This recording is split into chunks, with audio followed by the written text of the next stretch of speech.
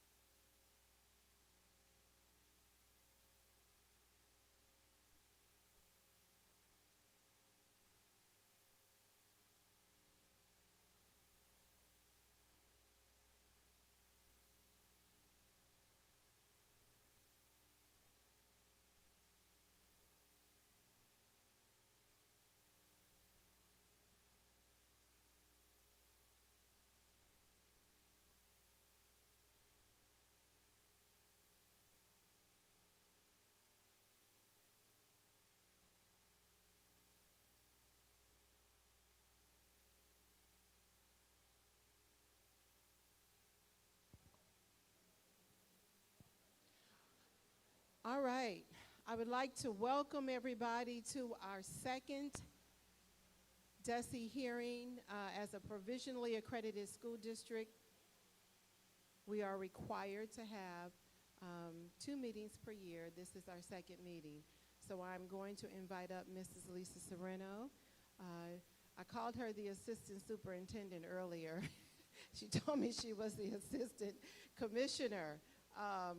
But I knew she wasn't the superintendent. I don't know where I got that from, Lisa. So welcome Lisa Sereno from DESE, please. Thank you for the applause. I am happy to be an assistant to you, Tanya, anytime. I am assistant commissioner in the Office of Quality Schools at DESE, and my role here this evening is really just to open and close the official hearing so that we can make sure that we're checking that requirement for the Riverview Gardens School District. I also would like to thank each of you for being here, for showing your care and your commitment to the district, to the students and the children in your district, and to helping the team at each of the schools in Riverview Gardens continue their work to support teaching and learning and keep moving Riverview on the track toward full accreditation. So what I would like to do is recognize my DESE colleagues who are able to be here with us this evening. Lisa Hazel and Joel Holland, area supervisors. Shamika Williams, who is our director of charter schools. And our State Board of Education members, Terry Casey and Pamela Westbrook Hodge. You all might be aware that we are between commissioners at the moment, but we always feel like we are in good hands with our State Board of Education. So Ms.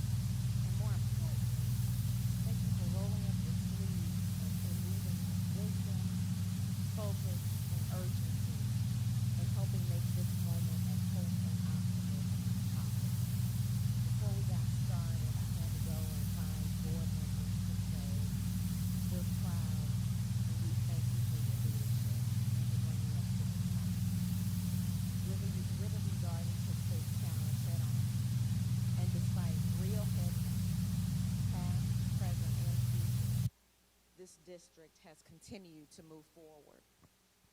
That progress didn't happen by accident. It is the result of collective leadership, shared commitment, and the thoughtful leveraging of your entire village to support focused improvement. Your APR growth. I'm not going to steal your superintendent's thunder because it's her job to report on growth, but it's been nothing short of extraordinary where you've come just in 3 short years. Yes, that's right. From 61.4 in 2023 to almost full accreditation, scoring at 69.5 in 2025. Give yourselves another round of applause for that. That reflects hard work from students who keep showing up and pushing forward, from teachers and staff who pour into our children every day, and from families who believe in their schools, and from leaders who have stayed the course and stayed focused on improvement. So I just want to say a few thank yous. Thank you to the educators in classrooms and staff members in hallways and offices, and the bus drivers, counselors, principals, family members, the DESE area supervisors, and community partners. Every game represents people doing the work quietly, faithfully, and selflessly. Thank you to the students. You are the reason we are here, our ikigai, the reason we get up in the morning. Your future is worth every effort being made. Thank you to the parents and families. Your voice matters deeply. Your trust strengthens this district. And finally, thank you to the board, the governing team, to Dr. Patton and the entire leadership team. Continue leading with wisdom, courage, transparency, humility, and hope. Tonight, may we listen with respect, speak with care, and lead with renewed belief in what is possible when a community.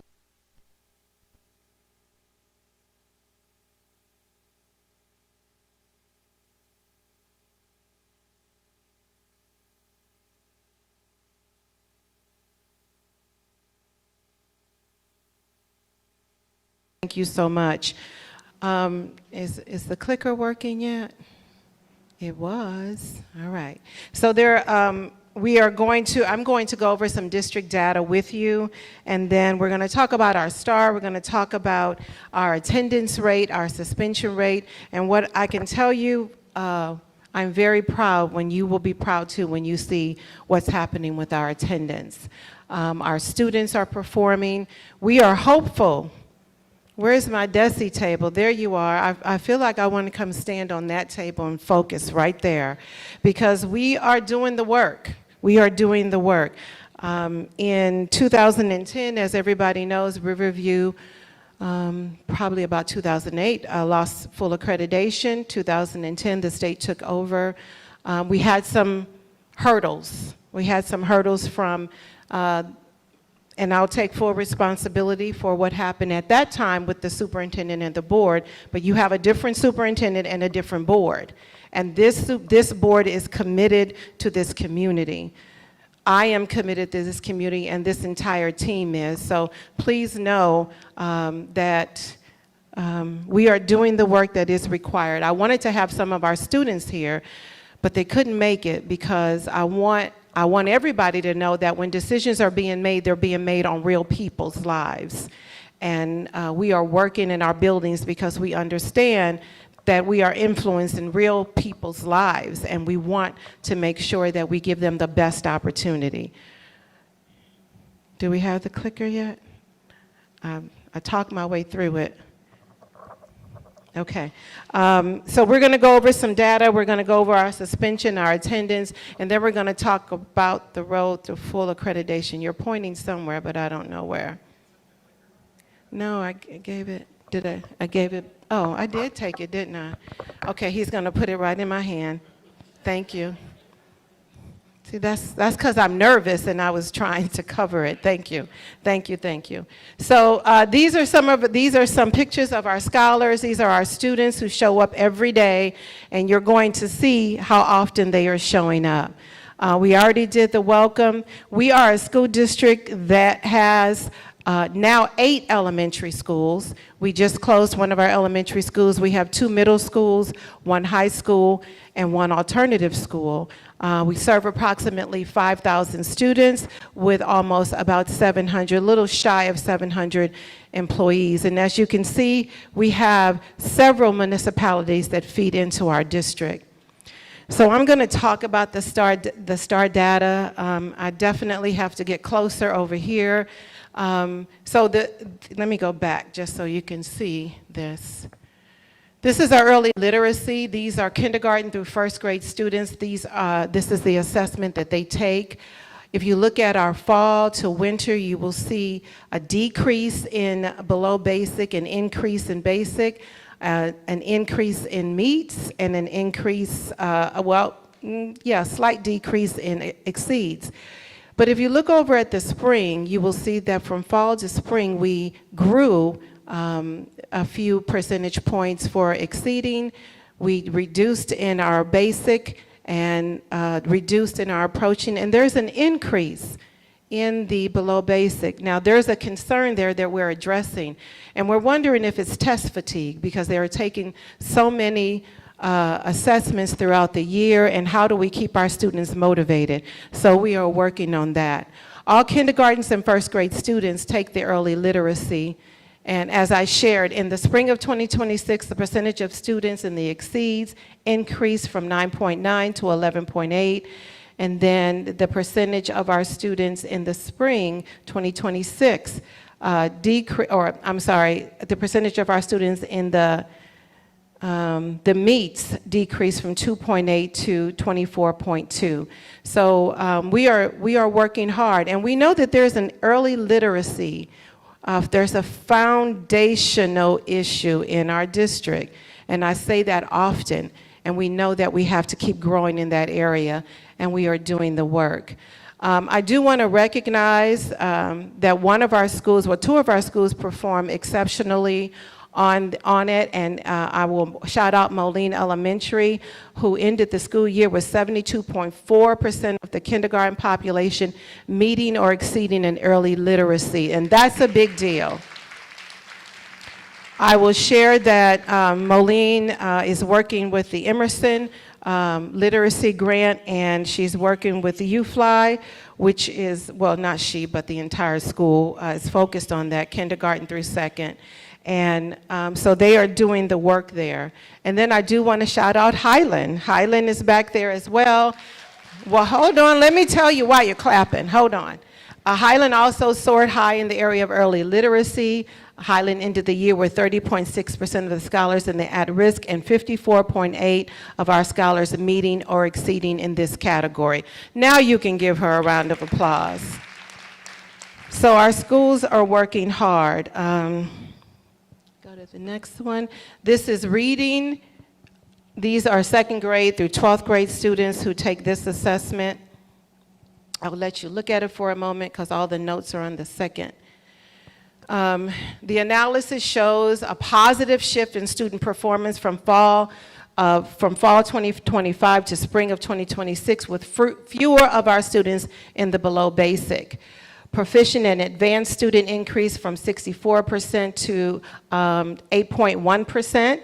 The proficient increased from 11.5 to 12.9. And then if you look at the basic and below basic, the basic increased from 31% to 35.2%, and you can see a decrease in our below basic. So we are moving our students slowly but surely. I do want to say this. When you have a school district that lost the accreditation, as I said, 18, 19 years ago, this is not work that's going to happen overnight.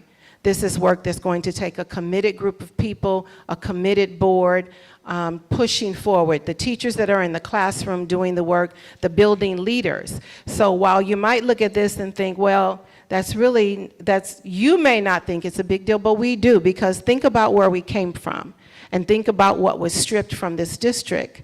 When we lost accreditation, we lost a lot of operation, people who knew the operation of our district. We lost all of that information, and we were basically starting over from scratch. So we are doing it, and we are pushing through. In the spring of 2025, 18.6 of our scholars were proficient or advanced. In the spring of 2026, 21% was. In the spring of 2025, 33.9% of our students were basic in reading, and in the spring of 2026, 35.2. In the spring of 26, 7 out of 12 grade levels showed growth from fall to spring. And we realize, as I've already said, that we need to address that foundational piece, because if we can, just like this is always my example, when you build a house, you start with the basement and you pour a solid foundation. That is where we are focusing. We are focused on hitting that foundation, understanding that we still have to keep chasing the students that are 3rd through 12th. We still have to keep chasing them to make sure that they're performing and they're growing and that they're learning. This is our Math Star Math for 2025 to 2026. And then this shows a positive shift in student performance fall of 2025 to spring of 2026, driven largely by the decrease in below basic. When you look at our advanced and proficient, 5.2% of our students were advanced. That increased to 7.8. When you look at proficient, 7.8 were proficient. That increased to 9.8.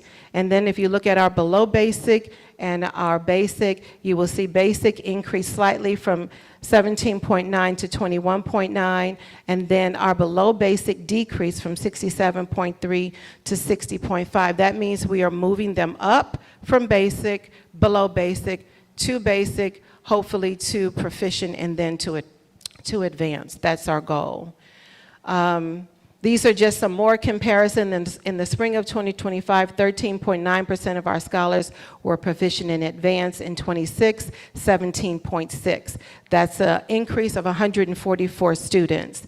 And then in the spring of 2025, 66.9% of our scholars were below basic. In the spring of 2026, 60.5. So again, that's an increase of 100 or decrease of 106 students, and we are working hard. Now this is where this is what I'm most proud of. And I wish I can make this large, large, large. I'm going to focus on if you look at the gold is this year, the blue is last year, and if you look at the end in May, Riverview Gardens increased our attendance by 21%. 21%. And that is a concerted effort of us reaching those students who are almost there, pushing them over. We did a gift card collection. We were delivering gift cards. Where is Dr. Hunter? She's somewhere in here. She was delivering gift cards. There she is. She and Ishmael went around delivering gift cards that were donated by the staff. This staff wants to incentivize our students. And so the buildings are doing things in their buildings, and we are doing things at the district office, and I am proud of that. I will also let you know that our new student information system assisted with that, because we realized that there were some inconsistencies in the hours that were in our previous system. And as I shared, with other people, I was not happy with our new student information system. I was not nice to him on the phone, telling him he weren't going to pay him because your data is not right, on and on and on. And he said to me, Dr. Patton, all we did was move what was in your old system into your new system. And I had to take that. So I will also give thanks to the DESE team of Jocelyn Strand and Lisa Sereno, because we met last year and they both looked at me and said, you need to make sure the data you're submitting is accurate. And so that's what we begin to do. We begin to assign people to responsibility of the attendance, of making sure that it was being calculated correctly, and we really did the work. We have an annual meeting. Oh, I'm telling everything that's on the next page, so let me get to the next page. We have a weekly meeting with Focus. That's our vendor for our student information system. We meet with him every day, Tuesday morning at 8:30. And Dr. Ramsdale has our spreadsheet of things that we're running through, and we make sure we're taking care of everything. And so that is working. That's been the work that we've been doing. So with all of that, as well as the work that's being done to incentivize our families, we also had conversations with our attendance secretaries about the importance of accurately taking attendance. If you don't explain to them why it's important, they may not look at how important that is to our full accreditation and to our funding. Because as I've said before, Riverview Gardens has over the years left approximately $2 million on the table in attendance. And that's money that we could be using toward our students, toward improving instruction. And we simply cannot afford to continue to do it. So that 20%, 21% improvement, I am ecstatic about. We are consistently reviewing and revising our attendance practices. At the building level, I talked about incentives. I even assigned my cabinet, all of my team, to look at these students. Dr. Hunter is in our meeting, our district leadership team every Monday, because she's our data person. So we're hearing about district data every single week. We're looking at our attendance every single week. We're looking at the performance of our students every single week. And that had not been taking place. I invited her to join us this year. So we're looking at it every single solitary week. And so it's been intentional. This is not accidental. This is an intentional look at everything that we do, our practices, our performance, our attendance, the achievement. We have been very intentional about what we do and assigning people to jobs. You know, Ms. Nave and Dr. Hunter, I was like, look, you guys look at our graduation rate 4, 5, 6, 7, 8, 9, 10 years out. Look at them, make sure we're counting them accurately. And so they have done a very good job of making sure that all of the information that we are reporting is accurate, and we're doing it as a team now. So I do want to acknowledge Dr. Hunter and Ms. Nave for taking that on. So if you will give them a round of applause, because they've been working. They've been working. I can stand here and tell you, oh, I've been doing this and I've been doing that. No, I have not. But I have a team that we've been working together, and we've been doing it as a team. If I knew everything, I wouldn't need them. You have to know where your strengths lies, who to sit at the table to help you move a district forward. This is not something you can do by yourself. I do want to also acknowledge our building leaders who have taken this challenge and have been very dedicated to making sure that teaching is occurring in the classrooms and pushing and calling parents. So building leaders, wave your hand, because I want to acknowledge you. And so we have we tracked our student attendance. As I was saying, I had my team calling parents too, calling them saying, hey, did you know your daughter, did you know your son was this close to 90/90 attendance? So we got involved in the process too. We didn't just leave it on the buildings. And then we use our attendance teams, which are the home to school coordinators, attendance secretaries, building principals, counselors, whoever wants to be a part of it. Custodians are here. Let me go back here. I'm going to brag on that in a minute. And I said, everybody look at the screen and not at me. So I went back. No, but everybody that walks in a building is responsible for the data and the outcome of that building. And so we take that very seriously. If you look here, this is our suspension from spring of 26 to spring of 27. So when you look at our referrals, we had a decrease by 13.7% of the referrals, and then our out-of-school suspensions decreased by 27.5%. We're keeping our students at school. We have social, emotional. Right, we're keeping them at school. We have a trauma team or social emotional team that works with them. We do circles with them, restorative circles. So we understand the importance of keeping them in the building, in front of learning, so that they can learn, perform well, and when they graduate, be prepared. I'm proud of that 27.9% decrease, and we will keep pushing. I was so proud of this last year when I presented this at our last meeting. I told Commissioner Esslinger, you guys are supposed to round up. And I thought when I looked at it again, they would have rounded up, but no, they did not. But we're going to keep pushing. We were a half a percentage point and 1 point away from full accreditation points. Now, I will say this, I have since found out that we have to do that 2 consecutively, 2 consecutive years. And so, and I will say this too, that was always a part of it since I think last year to maybe 2024. I thought that the 3-year average superseded the 2-year in a row, and so we have to be able to do this 2 years in a row. What I'll say to that is, we had rounded up, that would have been our first year, and this will be our second year. So we are working hard, and we are projecting that we're going to be over 150 points this coming year with the outcome. So yes, yes, yes. So this is our performance. You see performance, continual improvement in APR. That's kind of what I just showed you on the last page. And then this is our performance index points. You'll see ELA has steadily increased across. It did take a little bit of a dip from 2024 to 2025. Our math, you can see the last 4 years have grown tremendously from 248.7 to 272.2.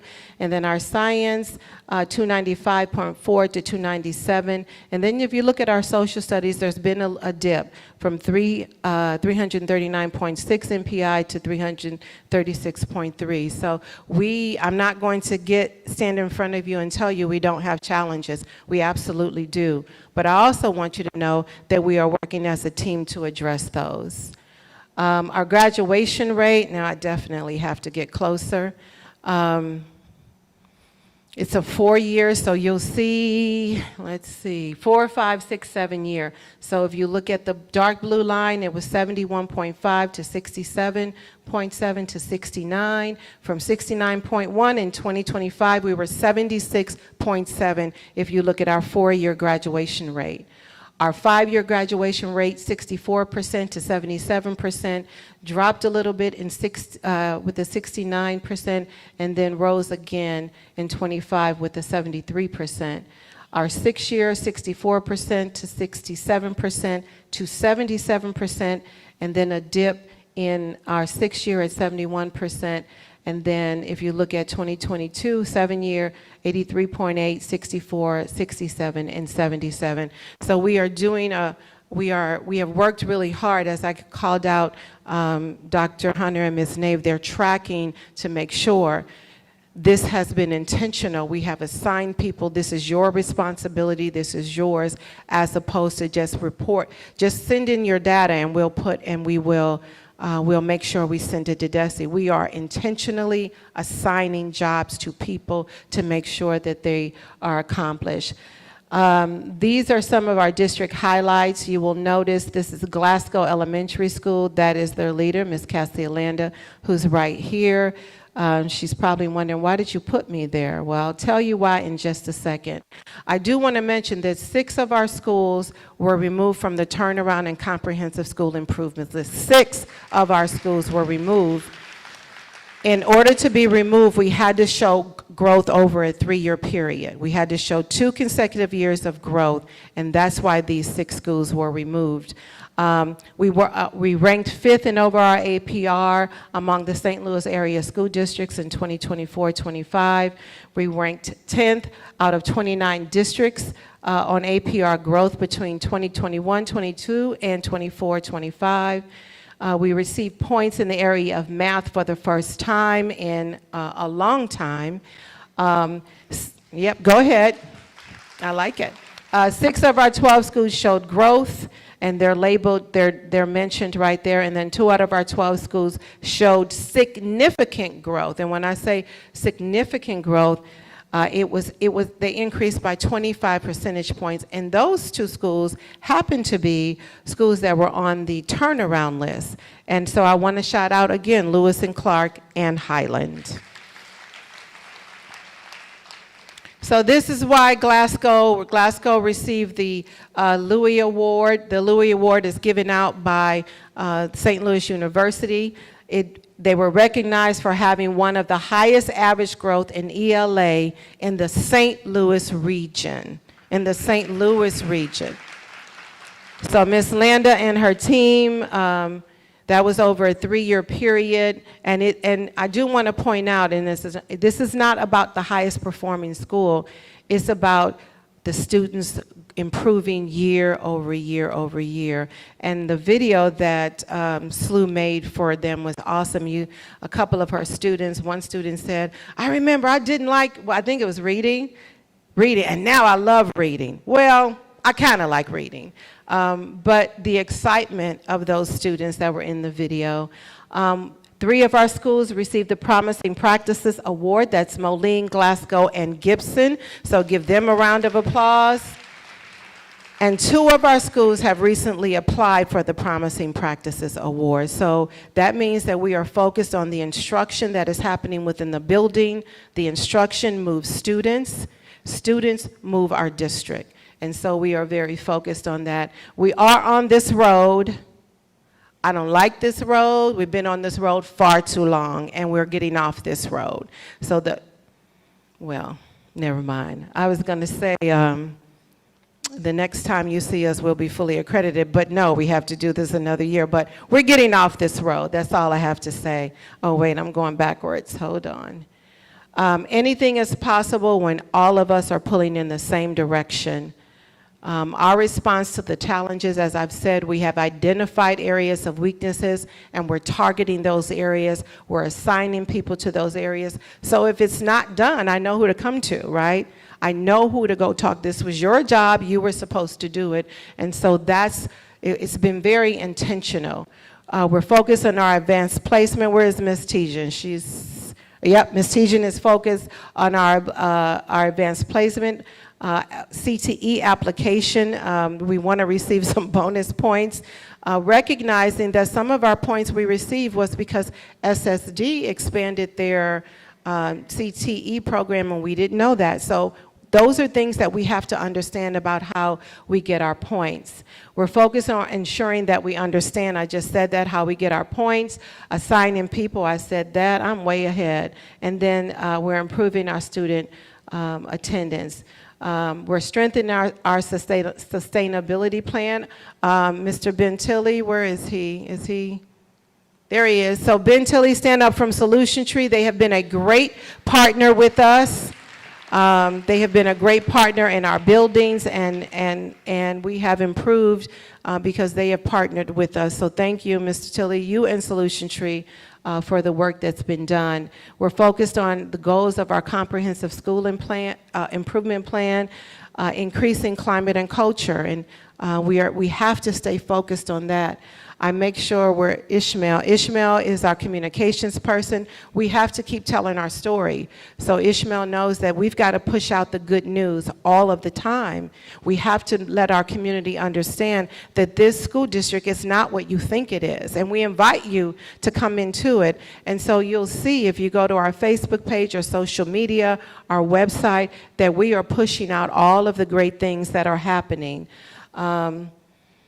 And then, okay, now it's time for the community feedback part. So if you have questions about what I presented, I would say I'll take them, but I won't take them. You can just tell your table captains. On each table, there are questions, and it's really for feedback. How do we improve? How do we keep growing? How do we get off of that road of trying to get to full accreditation, to get to end of that road, to be fully accredited? So at your tables, you will see some questions. There are table captains that will walk us through it, and then we will report out shortly. And if you are on YouTube, because this is being live streamed for those families that are not able to make it, we invite you to put your thoughts in the chat and put your question in the chat, and we will check that. So we will come back together in about 15 minutes. So our table captains, if you will work together with people at your table to go over the questions. Thank you.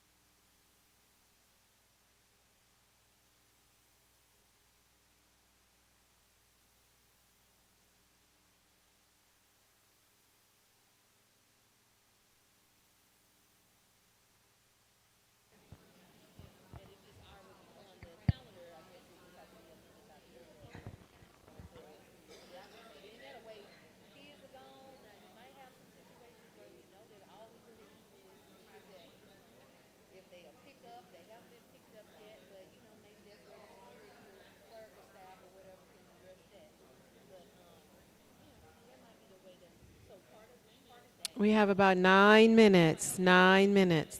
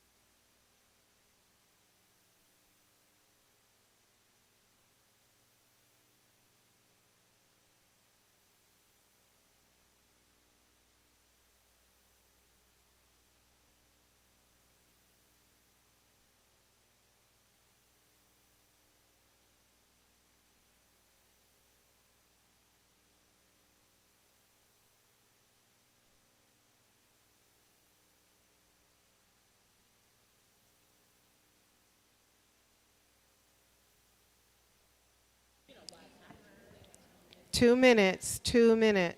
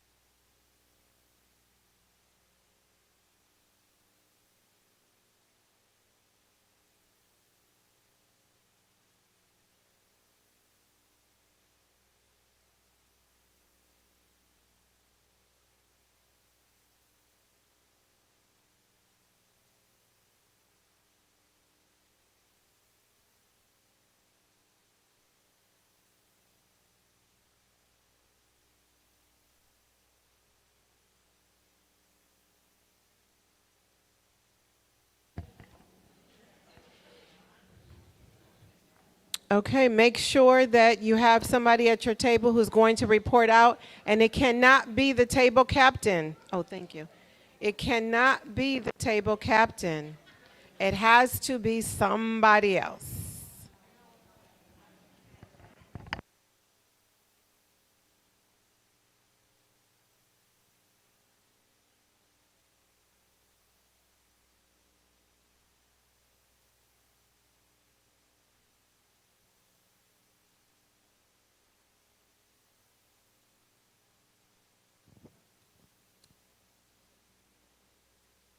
All right, let's bring everybody back together. Thank you for your time in working together at your team. We need someone from each table to report on what question you were asked. There are microphones around, so please, please, please. Ms. Harris, who's reporting out from your table? Oh, did Ms. Harris say she was doing it? Oh, wonderful. Give Ms. Harris a microphone, please.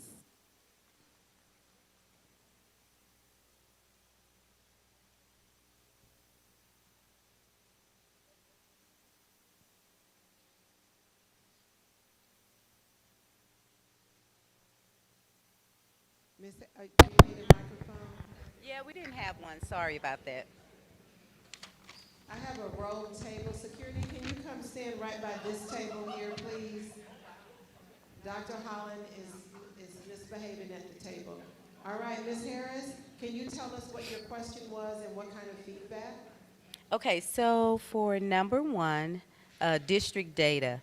Did you know that our district has improved our APR? Is this the one yeah. So the question was, sorry about that, what additional information would you like to know about district data? And we had a really good discussion over here, and some of the questions or inquiries that we wanted to know was there is a need to clarify how DESE processes the data. So that was a question that we had. Our next question was, why does it appear that the rules or expectations are fluid at the state level?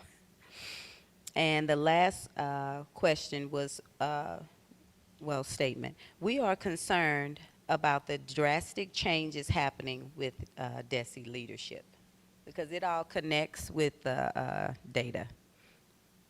So Very that good. was Thank that you was so what we much. talked about. Thank you. We're going to collect all of the information and we will send it to DESE just like we do at the end, Ms. Sereno, so we will make sure we send it to you all. And I don't know if you all want to speak to any of it or we'll just send it. It's up to you. Do you have a microphone? There we go. Okay.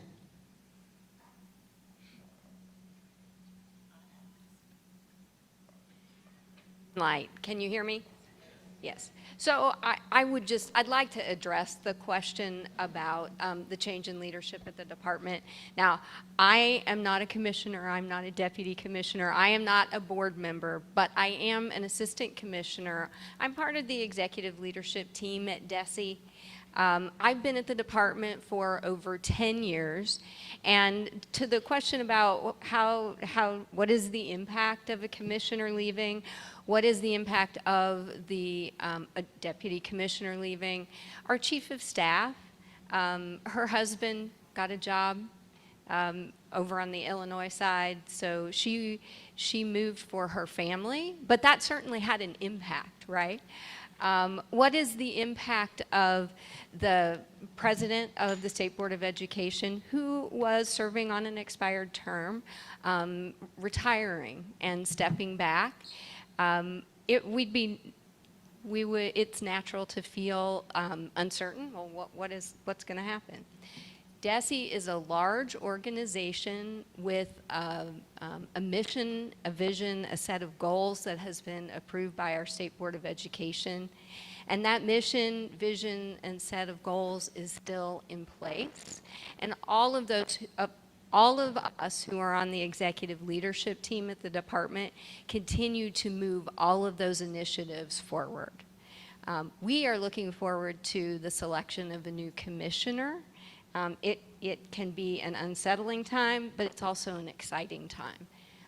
There are always, change brings opportunity for improvement, and we're looking forward to that too. We expect districts, we ask you all to think about continuous improvement. We do the same thing. And we at the department have faith in our State Board of Education and their process for selecting a new leader for us. So please know that if you have questions about your day-to-day interactions with us, we're still here. We're still here for you, and we're still doing that work. And the operations of the department will continue. And we are doing everything that we can to support your work moving forward. So we don't expect to see change in service to you as a district or members of your community. Thank you, Dr. Patton, for letting me address that. Absolutely, thank you.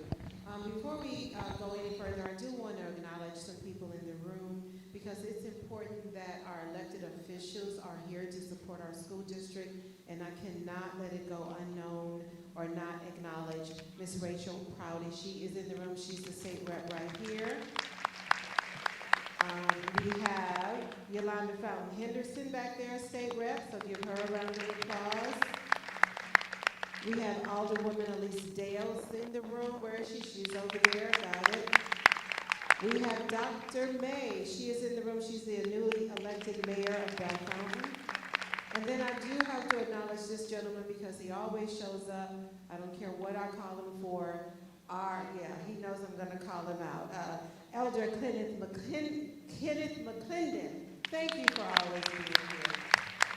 I want to say to our elected officials, one of the most important things, as you know, in school funding, is that Riverview Gardens relies heavily on our residents. We rely heavily on our residents for our funding. We need economic development. So I will be calling a meeting with all of you. Oh, you have that on there. I'm talking about your notes. I will be calling a meeting, asking you all to attend a meeting to talk about how do we get economic development. Businesses are taxed 33%.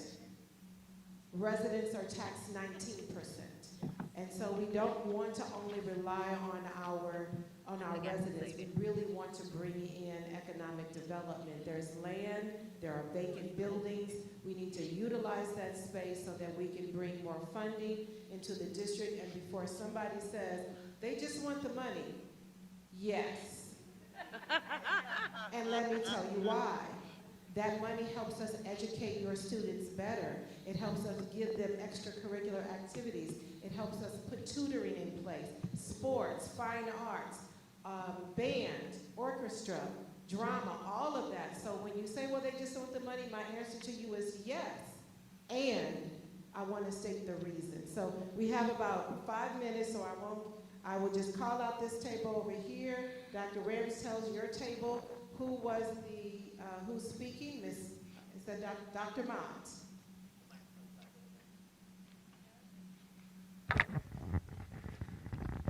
Good evening. So our question was, did you know that our district has improved our APR by 22 points since 2023? Everybody at the table said yes. Were you aware we were 1 point away from full accreditation points in 2024? We all agreed yes, we knew that. So the question was, what additional information would you like to know about district data? So we mostly focused on suspension. And we talked about that we should monitor for alignment to the code of conduct. We discussed the importance of tracking the disaggregated data by SSD versus general education students, making sure that people aren't being overly recognized for suspensions. Creating suspension learning plans. I love this idea, the suspension follow-up plan, where we don't just suspend them and then they come back just to be able to walk back in the room, but touching base with the parents, helping them out, providing professional development to help it to minimize repeat offenses, and supporting the parents to help the child. And then we also talked about collecting and analyzing class climate and culture data so that we could add a little context to the quantifiable data that we get for the suspension rates, so that we have some context to add to the numbers, because it also shows us how we can help, how we can support. And then triangulate data to determine needs and create plan and action goals aligned to the CSIP. Thank you. All right, thank you, thank you, thank you. I will come to this table here where Dr. Holland, who just looked at me sideways, he was leading discussion at this table. You were serious. Okay, Ms. Nave, winged this. So what were you all? All right. You all were serious. Okay. You want me to come back to you? Yeah, their microphone isn't working. Right here, we'll come to this table. What was your question and what was the outcome? So our question was number 4, businesses pay 33% in taxes to our school district, residents pay 19% in taxes. Our community has very little economic development. So the questions were, do you know of or have any relationships with an organization that we can bring to this area to help district generate funding? Otherwise, we are dependent on residential taxes. So we were kind of brainstorming ideas. We didn't really have any ideas or relationships for an organization, but we talked about starting an economic development task force, engaging parents and community for their input on what is needed in the area, because if you bring something to the area and it's not what the community wants, they're not going to patronize it and it's going to leave. Also, educate the community on what happens when dollars leave the community. So educate them on why they should be spending their money within our community instead of going to other communities. And also, what happens when, you know, you're stealing from the grocery store or the pharmacy and things like that. Then we talked about creating a technical school like Rankin Tech, connecting with nearby communities to see what they did. And then we talked about Enterprise Bank, Boeing, Worldwide Tech, and CTEs.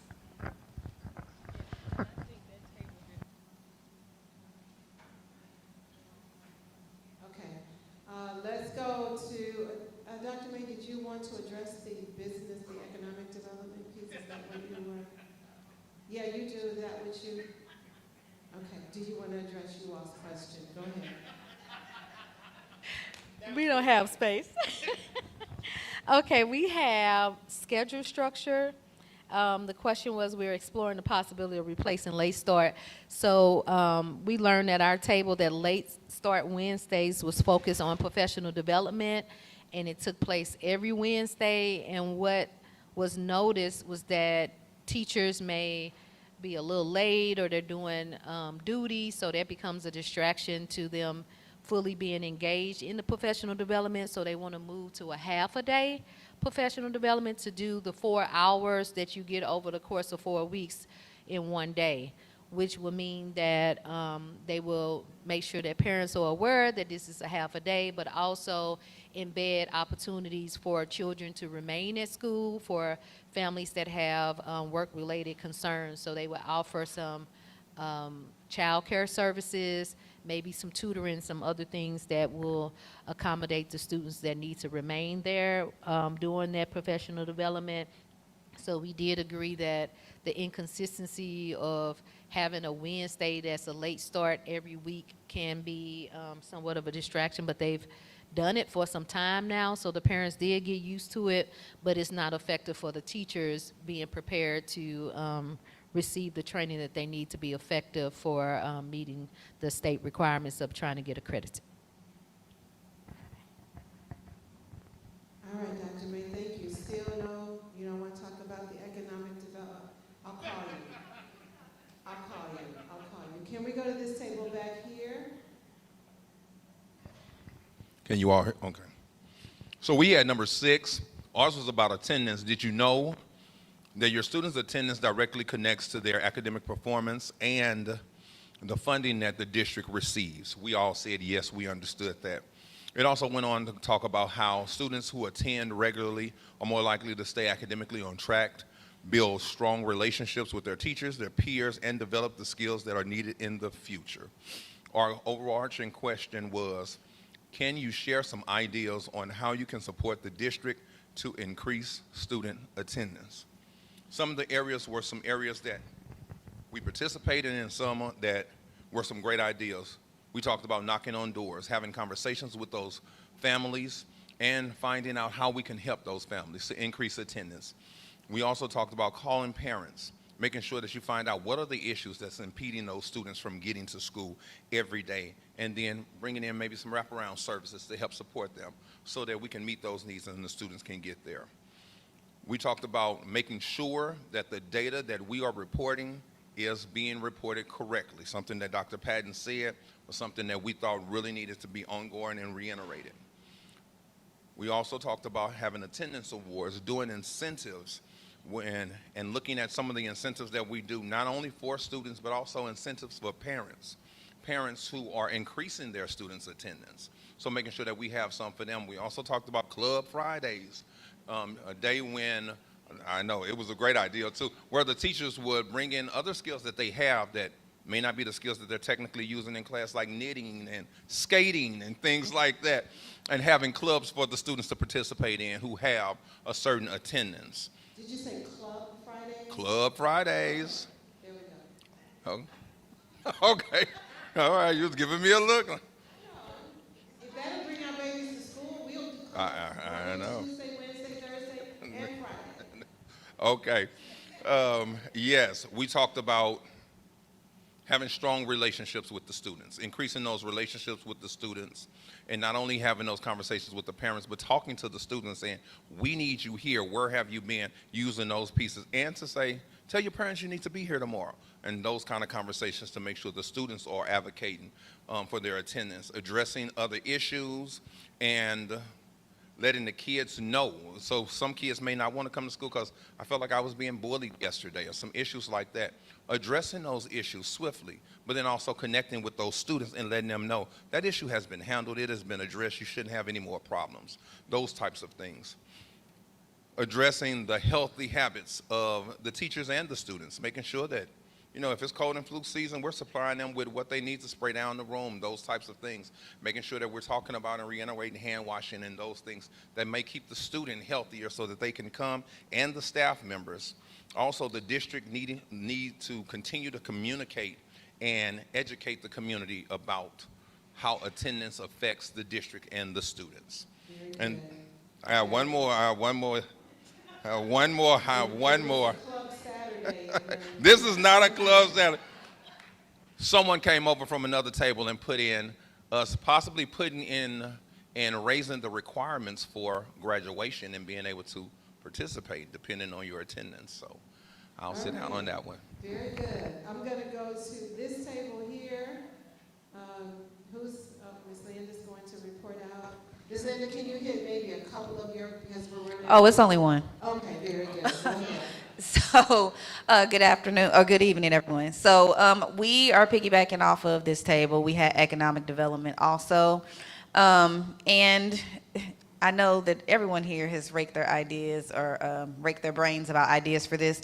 And really, at this point, we feel like in order to help with our economic development, we need to unify the local reps for this area, so Bell Fountain neighbors, Dellwood, everyone, in order to have a common goal of increasing and prospering our communities. So we need everybody to be working towards that common goal together and coming up with ideas and seeing how that will benefit us as a whole and for our district, because us by ourselves, we haven't been able to make enough ground, but together with all these voices, then hopefully we're able to do something for our communities. Very good. Thank you, Ms. Lynn. And that's something, we had meetings last year with all of our 9 municipalities, all of the elected officials. So we will start up those meetings again this coming year, and the sole focus will be economic development. I will just share, I'm afraid to give you the mic, Elder, but I will. I just want to share that I was at a meeting, a gentleman was giving a presentation on the demographics that are moving. Our demographics is moving, they're heading west. And so one of the things he said that I thought was very interesting is that he lives in De Pere, and he said he paid no taxes. He pays no tax on his home. And so I'm looking at him like, how's that possible? And he said, well, all of you all who come out to West County Mall and shop, you are paying our taxes for us. They don't pay any taxes. So when we're taking our dollars out of our own community, it's killing our community. And so economic development, I'm not going to only look at you, Dr. May, but all of the elected officials, Ms. Crowley, Ms. Fountain Henderson, everybody who feeds into that. So understand that when they say keep your dollars in your community, there is a reason. And I will say again, the district receives 31% in taxes from businesses and 19% from our residents. If you live in the area, you don't pay any, and that's because of all the shopping that we do at West County Mall. So I'm going to move on. I will come to this table. Who's reporting out? We have about, Ms. Crowley, will you, do you have my? Okay, we didn't do a whole bunch of them. I'm going to start with one of the ways, and I think this is going to be one of the most important thing on your ballot for 2026. I think it's a good use of the school district's time and money, maybe to mail something out to the community, letting them know. Now, school districts can't legally say vote no on something, but what you can do is tell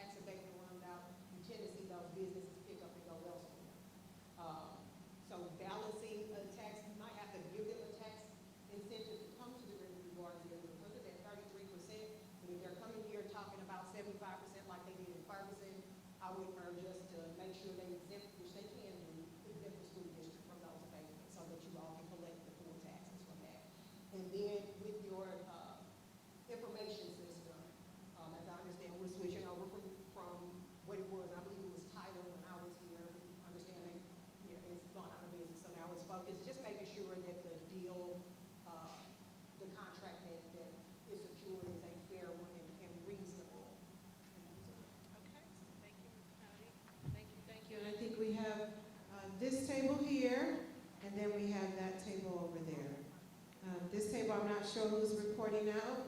Ms. Amber White? I'm not really reporting out, but I'm just going to introduce the reporter. Well, first of all, do people, I don't want to stand up because she's going to stand. She's going to stand. Oh, Yeah, yeah. But I do want to know if everybody knows that our district has reduced our projected budget deficit from 23 million to a measly only 8 to 9 million projected budget deficit. So we're good. Yeah, yeah. thank you to our board for supporting it, but we did have a $23 million projected deficit that's down to 8 to 9 million, and we are going to keep chipping away at it, as well as bringing in revenue, economic development. So thank you for saying that. Well, so thank you for stealing our thunder. The question was, can you offer other ideas or creative ways that we can increase revenue or further reduce our budget? Of course, Lisa talked about the importance of attendance reporting and enrollment reporting because all of those affect funding. We talked about economic development, but Ms. Pamela Westbrooks Hodge is going to share it's just going to sit some food for thought. Okay, Ms. Westbrooks. Here we go. Get ready. Write this down. Please stand, Mr. We need to see you. I am going to kill you. Ms. Westbrooks, you can't say that on the school campus. Security. Go ahead. I'm sorry. We just had candid talk about our challenges, our regional challenges with boundaries that create artificial restrictions. So Riverview Gardens is a community of 9 square miles. And those rigid boundaries create a boundary around a tax base. And so might we have opportunity to have more discussion about how we broaden our tax bases through partnerships with other communities. We have to, it is perplexing that we're talking about economic development in a region so vast, and we're trying to solve for an economic development problem in 9 square miles. That's a problem that is self-created. And so, so we'll continue having those tough conversations and hopefully lead us to some great conclusions about things that we can do. The other conversation we had was about ways to, needing to get creative about where our revenue sources are coming from. And our current reality is we're experiencing tax cuts. And COVID monies have dried up, and those tax cuts we're feeling those self-imposed tax cuts. And so as we retrench as a state and we have less revenue coming down, how does that inform, all of us tightening our belt, because we're in a different budget reality. So being pragmatic about our boundaries and being pragmatic about our realities in terms of funding. Absolutely. We had a special board meeting about a week or so ago, and we had Ms. Linda Quinley come down from MSBA to give us a reality check. It was a gut check. We are in trouble with funding as it relates to education. And I will say this, I said it that day, and I will say it again. If you're only looking at residents for the funding, if the funding is being cut at the state level, if we don't have economic development in our community, there are going to have to be real conversations about consolidations of schools so that we can survive. I said this then, I'll say it again. My job is to do as much as I can to help Riverview Gardens survive. And if we don't have those real conversations, I'm not being transparent, I'm not being real. And here's the great thing, all of our board members they was at that meeting. And Ms. Quinley presented some sobering numbers, and it did. So thank you, Ms. Westbrooks Hodge, for saying that, but we're going to have to figure out something. Our senior tax freeze I heard this morning they're talking about reducing income taxes. It's not, we have to get real in the conversations that we're having. The last table was back here. I will call on you all, Mr. Williams. Yes, we have question number 3 about tax levy. And as you know, that's a hard one at this time of day to pass. This past April, it was a challenge just to get the residents to understand we're just trying to transfer money from one account to another. But it was a big uproar just to say, please vote yes so I can pay the electric bill because I have more money for the gas bill. But it passed. So you're asking the residents to pass a tax levy. I think they need to be understood that we're not getting as much money as we used to. We're 49 out of 50 states, and we're 49, and we're subject to be cut $2.8 million. So let's try this again. Let's talk with the residents and explain to them the purpose of the levy and why we lack the businesses, the development in this community. And if we can get them to understand, you're our only sources for education, I think we'll have a better outcome and an understanding for the parents. Thank you, Mr. Williams, and that's what he just talked about. As I said, the gentleman that was giving the presentation lives in DePere, doesn't pay any taxes because West County Mall pays it all. He did say to me, your residents pay more taxes than I do, and my house probably costs more than theirs. And that is because we don't have economic development and we're taking our money and going somewhere else. Those are real uncomfortable conversations that I'm willing to have because that's when we get real. Only in honesty and being real and upfront can you change anything. We cannot continue to hide it. This is coming and it does not look good, and we're going to have to come up with a plan on how we move forward. Okay. Elder McClendon, you got 2.2 seconds, or the Sandman is coming in. Go ahead, sir. Good evening, everyone. I think it was a productive meeting. I think the things that came out was really good. But the main thing that we should be concerned about here is, I'm going to use West Florissant, and I know I'm going to get in trouble, but I'm a big boy. I'm going to use West Florissant. When they had the fires and stuff over on West Florissant, from Delwood to Ferguson and all up in that area, you know, they came over and put up buildings that they're not receiving taxes for. Okay? They are not receiving tax. I'm not going to call the main people, but it's a lot of buildings over there on West Florissant that they didn't put in and new ones or whatever, and you're not receiving taxes for it. That's what happens to our districts because the county or the state let these individuals come in and put these buildings here. Please ask me afterwards who, and I'll tell you. The other thing I have for DESE, every member on DESE appointed, you all are all appointed. Okay, so I ain't worried about the changes. Okay. How is the funding that goes to the parochial school, are they going to start doing accreditation at the parochial level? I want someone from DESE to speak on that because that's a very important issue for us in the public schools. They're taking our money. State rep, oh, she's here, and that, oh, she's gone.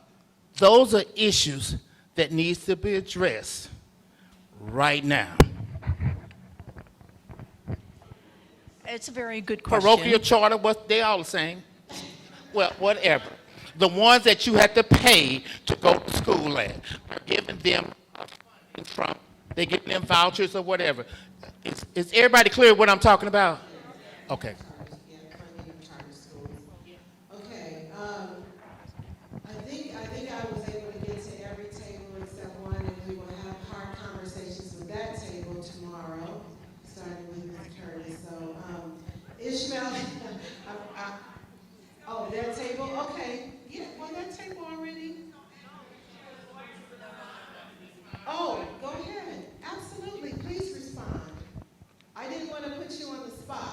Thank you very much. And I wish I had an answer to that question, honestly. Both Pamela and I talk about all these challenges quite often, and there are no answers at this point in time. We absolutely understand your question and your concern.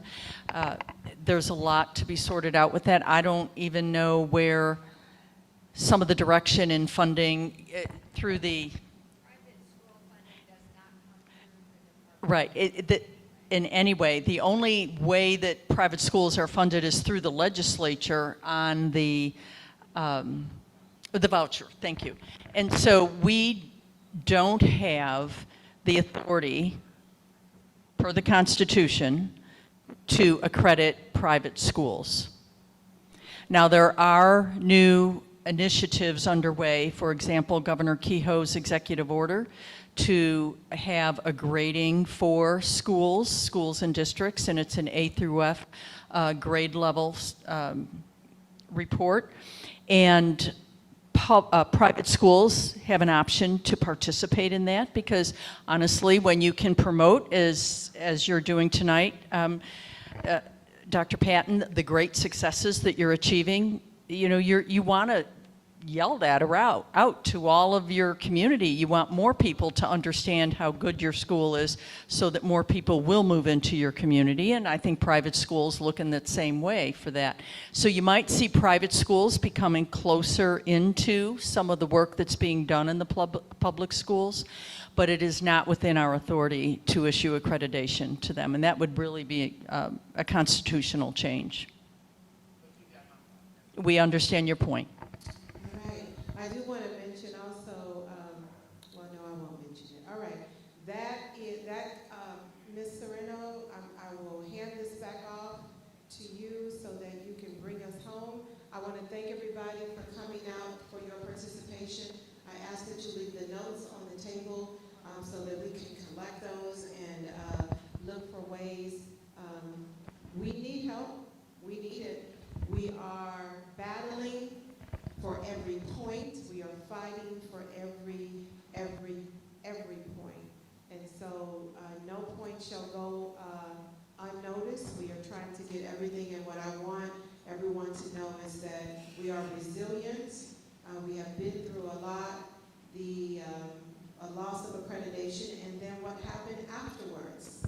What happened afterwards with the state takeover, that we are kicking ourselves back. We are fighting and scraping and trying to get back. So what I ask is that you join us and you help us get where we are trying to go. Ms. Sereno, you have the floor. Thank you, Dr. Patton. I want to thank the Riverview Gardens School District Board. I want to thank Westview Middle School. I would like to thank all of the building leaders, all of the leaders, and everyone from Riverview Gardens, and all of the community members who are here tonight, along with my colleagues from DESE. I want to encourage you at Riverview to continue the work that you're doing and the great momentum that you have, and really congratulate yourselves on the work that you have done. This hearing is adjourned. Thank you, everybody. Thank you, thank you.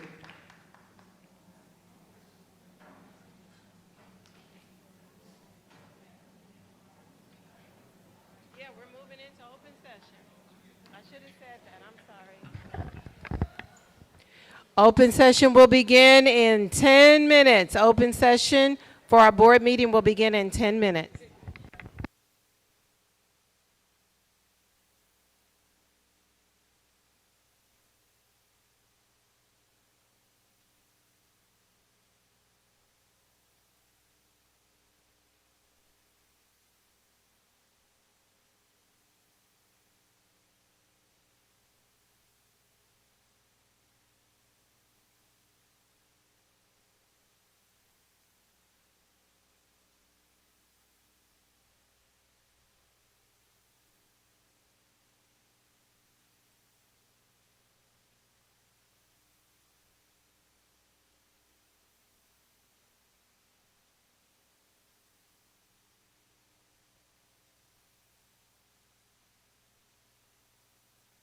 Testing, testing, testing, 1, 2. Testing, testing, testing, 1, 2.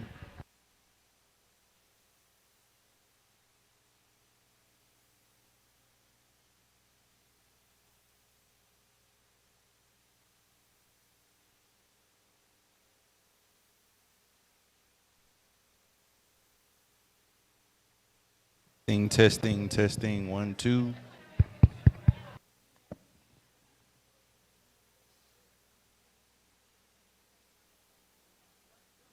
Testing, testing, testing, testing, testing, testing.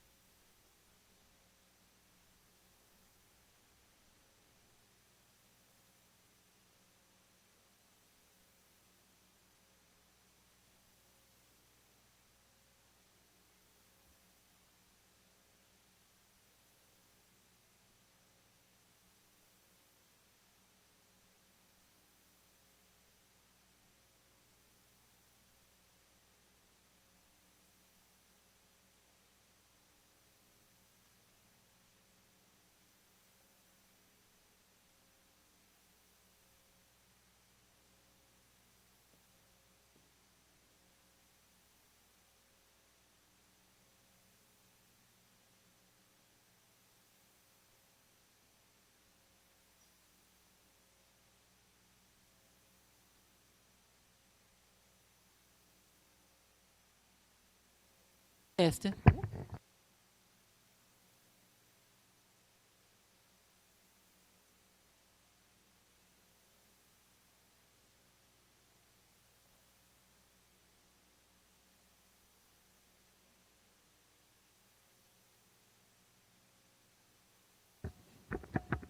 Good evening, everyone. Thank you so much for being here. We're now calling the meeting to order at 7:46 p.m. We will now stand for the Pledge of Allegiance.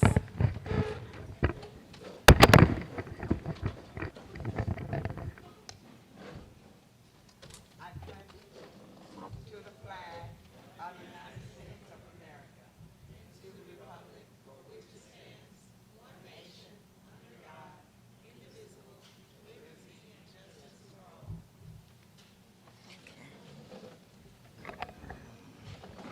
Ms. Shea, can we have a roll call to establish a quorum, please?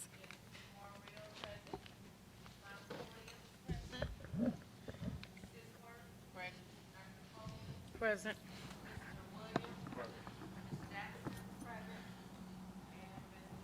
Here. Now we'll have the Board of Education norms by the Vice President. As a cohesive team, we will remember to put the students at the center of every decision. Pause after someone speaks to hear all voices. Consider and respect all opinions without judgment. Strive to assume positive intentions from all members. The board will honor the board policy related to the implementation of Robert's Rules of Order Policy BCB. The board will utilize collective agreement to honor the decisions of the board, policy BBF, school board member ethics, use collective voices to reach decisions, honor and respect the work of the board, honor and support the board decisions at all times aligned with board policies and procedures. The Board of Education members will be prepared for meetings. The board will review the packet details and submit questions within the established timeframes. Questions at meetings should be limited and specific to information not presented in the packet details. No surprises at meetings. Extend courtesy for each member's questions. Members of the board will arrive 10 minutes prior to the start of meetings if possible. Administration will release board packets to the Riverview Gardens School Board of Education within the identified time frame. We will not allow outside entities to dictate board actions. Riverview Gardens Board of Education decisions will be made based on facts, policies, and procedures, not individual opinions or requests. Educate and encourage the community to follow proper protocols for voicing concerns. Policy KC, community engagement. May we have a motion to approve the agenda? So moved. It's been moved by Ms. Titsworth and second by Mr. Williams. Any questions? Roll call vote, Shay. All in favor say aye. Aye. Okay, now, Riverview Excellence. We don't have any river, Oh, like you couldn't give me an award, Mr. Ishmael? All right. Nope, no Riverview Excellence, Ms. Lane. okay, thank you. Now we're up to public comments. Ms. Shea, we have two patrons. Ms. Carla Hudson.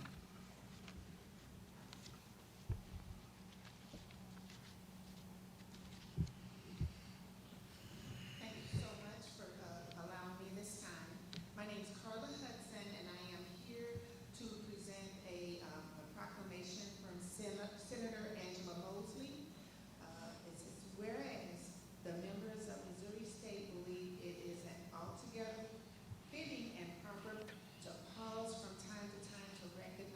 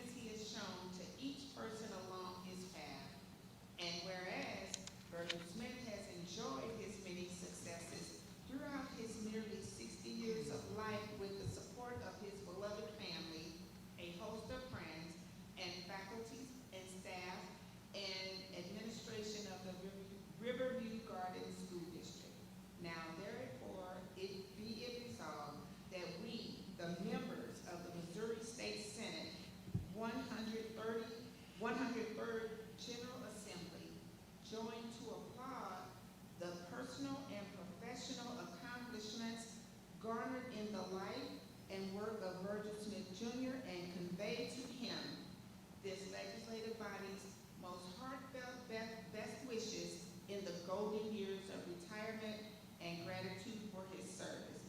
And be it further resolved that the Secretary of Senate be instructed to prepare a properly inscribed copy of this resolution for presentation to Virgil Smith Jr.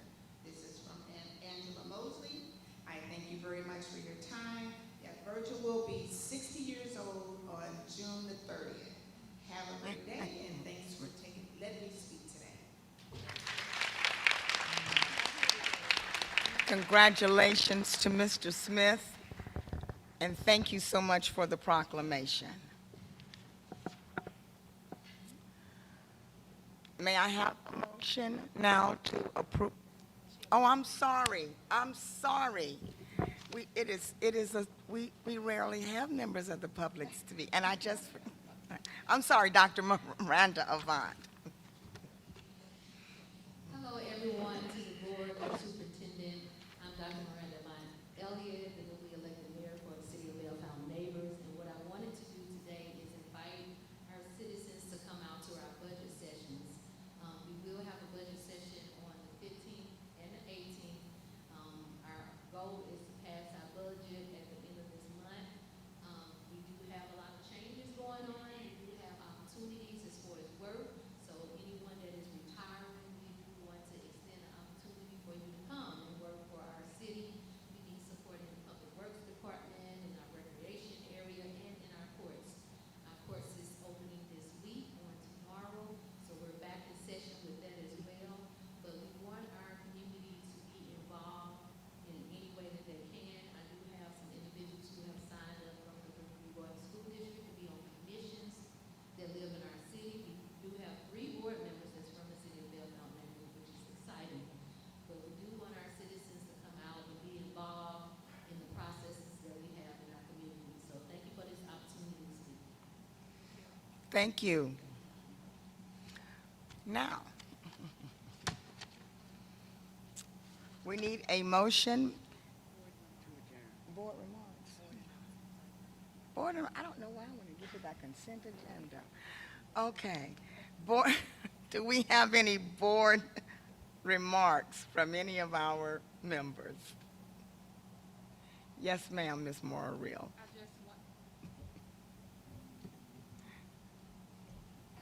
I just wanted to say I'll be announcing, I'm on the Special School District's Public Review Committee, and we just finished our documentation for Special School District, and I'm going to ask once that in September, and I know this is kind of a early notice of that, on June 23rd, we'll be presenting information to the Board of Education of the Special School District. If you want to listen in on that, that will be, I think they're going to make it a Zoom meeting. But then again, the Governing Council of Special School District will hear our report in September. So that Riverview, because we are such a major part of Special School District, I'm just inviting you to listen to the meetings that we have. A lot of them are on Zoom, and then you are welcome to come in person if you want to.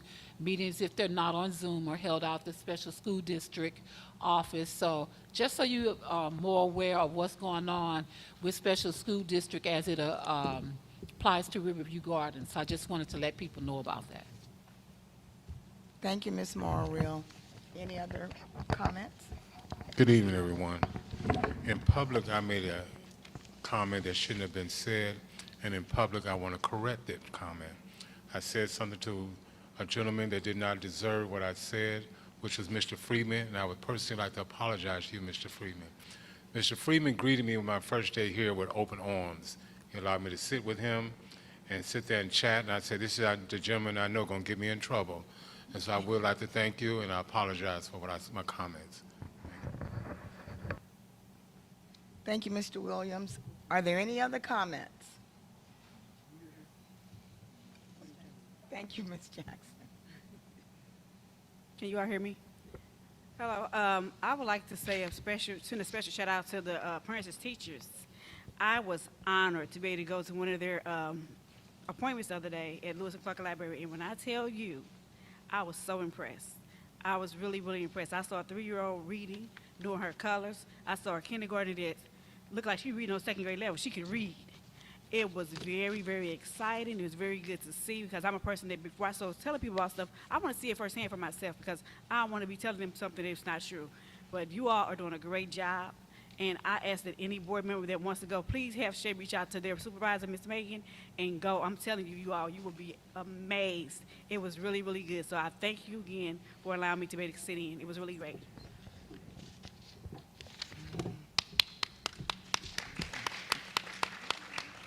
Thank you, Ms. Jackson.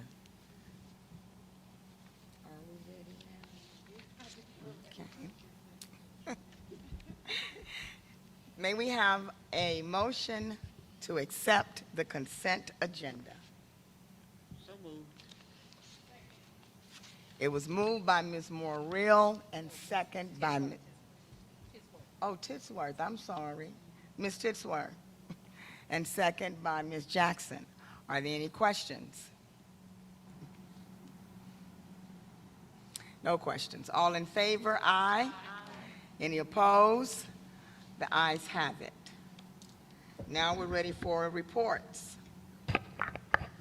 by the superintendent. Well, it does say the student reps, but again, they graduated and thought they didn't need to come back here. So I do have a couple of announcements. First of all, if you missed it, we had a DESE hearing this evening. It started at approximately 6 o'clock and ended about 7:15, 20.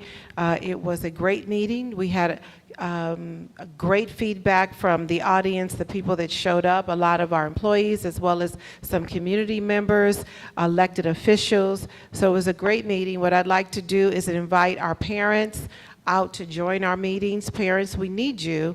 So I will once again say that we need you to be a part of this school district. We need you to keep pushing forward. We are doing what we need to be doing. Our attendance has increased by 21% over this time last year. And so that is because we are working hard. Our students are coming to school. So parents, if they're here, we can teach them, we can educate them, and we will get them ready to move out into the world. So also, summer school kicked off last week. I asked Dr. Ramsdale yesterday, how is it going? He said it's going great.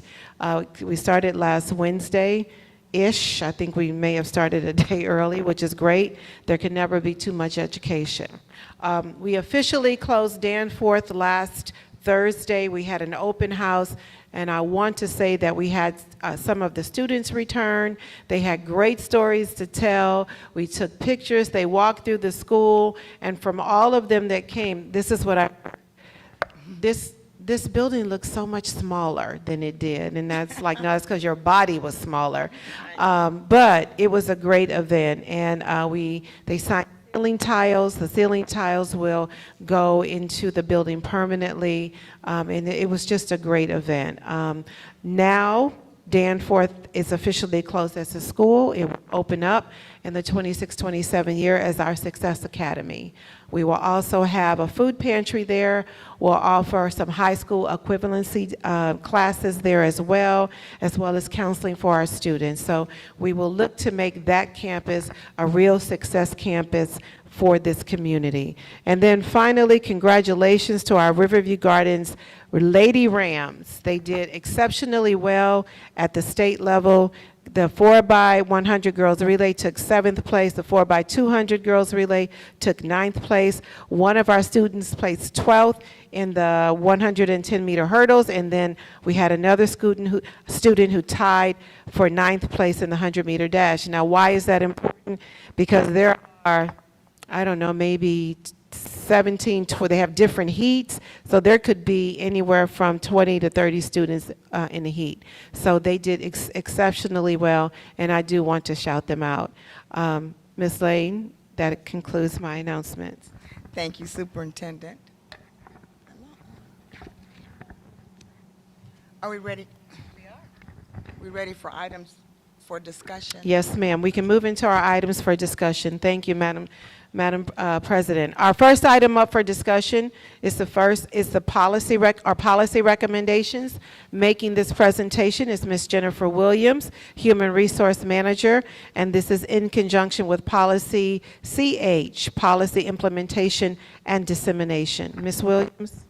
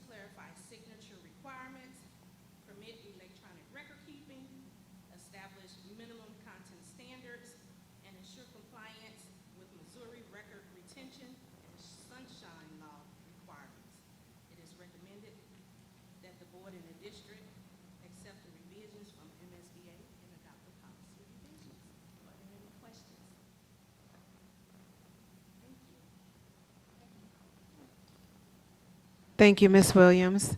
Our next item up for discussion is the roof maintenance program.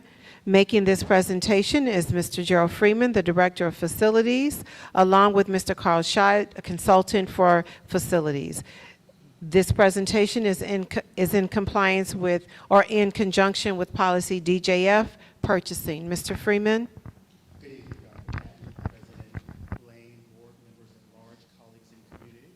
I stand along with Mr. Carl Scheid, consultant for facilities, and Mr. Larry Ford, representing weatherproofing technologies. Our responsibility as a facilities department is to ensure that our roofs are properly maintained.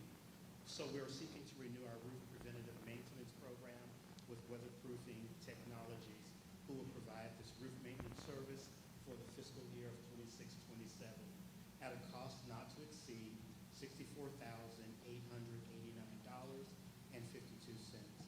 This, from our previous year, is an increase of $507.62.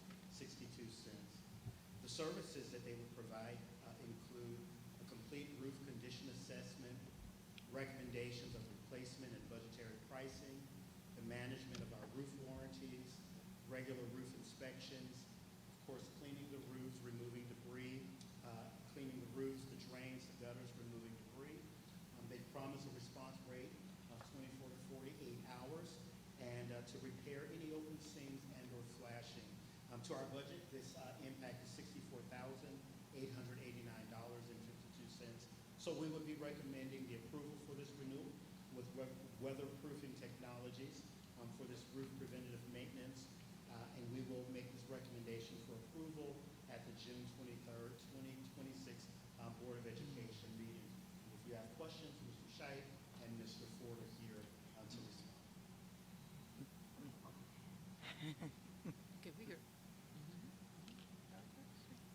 Okay. Thank you, ladies. Thank you. Thank you.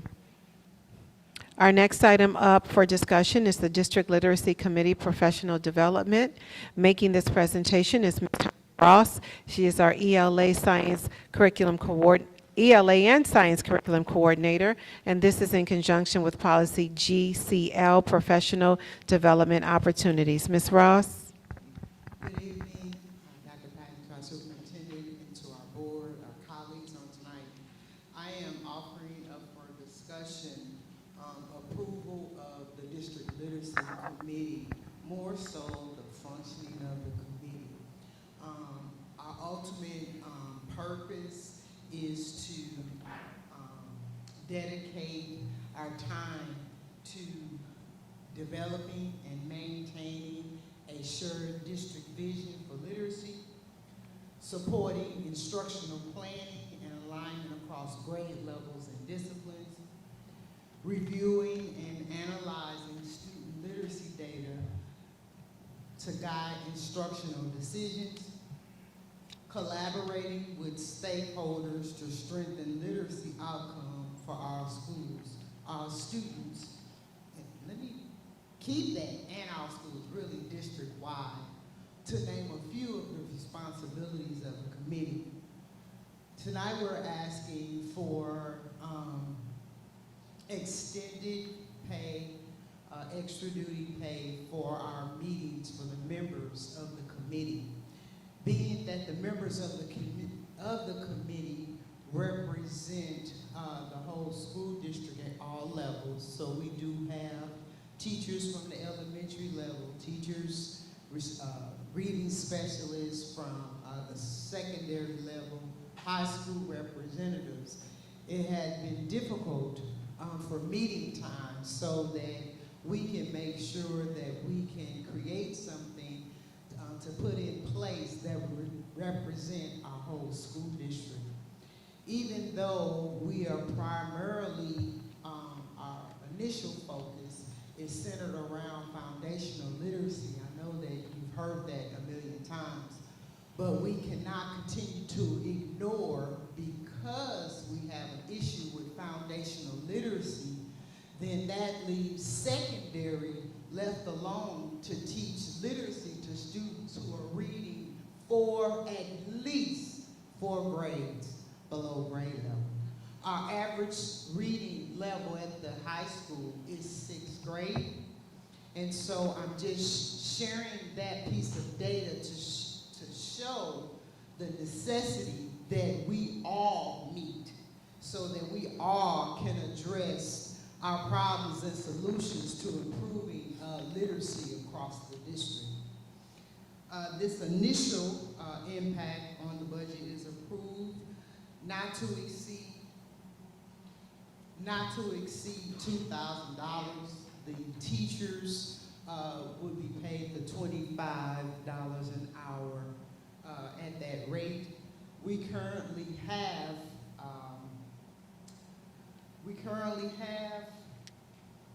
I wanted to get the total number. We have 18 members of the committee that are teachers. The other, I want to say 9 make up administrators across the buildings, across the district. And so in order for us to meet these expectations, to collaborate, to unite with best practices for our students, we're asking for the extra duty pay for those members to attend those meetings. Are there any questions? Okay, thank you, Ms. Ross. Thank you. Our next item up for discussion are the extracurricular and co-curricular activities. Making this presentation is Dr. Joel Ramsdale. He's our Assistant Superintendent of Curriculum and Instruction, and this is in conjunction with Policy IGD, District-Sponsored Extracurricular Activities and Groups. Dr. Ramsdale. Good evening, members of the board, Dr. Patton, colleagues, and community. Before you tonight is a request to approve the updated 2026-2027 Extracurricular and Co-curricular Activities Standard Operating Procedure Manual, which implements Board Policy IGD. This annual administrative handbook establishes critical internal controls to safely and equitably manage student clubs and extra and co-curricular programs. The most significant changes to the standard operating procedure is a new process for submitting any new extra or co-curricular activity for approval, along with tightening of existing documentation processes, ensuring alignment with our district's goals and missions. This manual supports our CSIP goal for collaborative climate and culture by expanding student engagement opportunities. The estimated fiscal impact is $200,500, with $125,500 from the activity stipends for those that are sponsoring, and $75,000 for department chairs, department heads, and district coordinator stipends. It is our recommendation that the Board of Education approve the 2026-2027 Standard Operating Procedure Manual to equip our administrators with essential compliance tools needed to protect district resources and ensure equitable access to after-school activities. Thank you. I have a Happy to answer question. any questions. Okay. Madam Chair. Yes, Just had ma'am. a question. Okay. So the amounts that are listed here, the stipends that are listed here, are those stipends? Can you turn on your? Oh. Can you guys hear me? Now Oh, you okay. can. I'm sorry. It was on. I just wasn't interrupted or something. No. So I'm trying to understand. So the stipends that are listed here, is that like part for the person that's over it plus extra money for the program itself? Can you? It is for the stipends alone. For Then the- we give money to the schools to help support that out of the PD budget. Okay. All righty.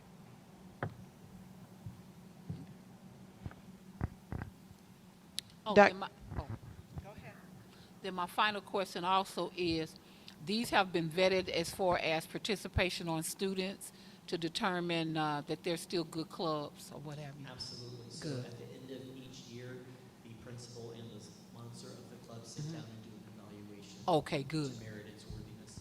Thank you.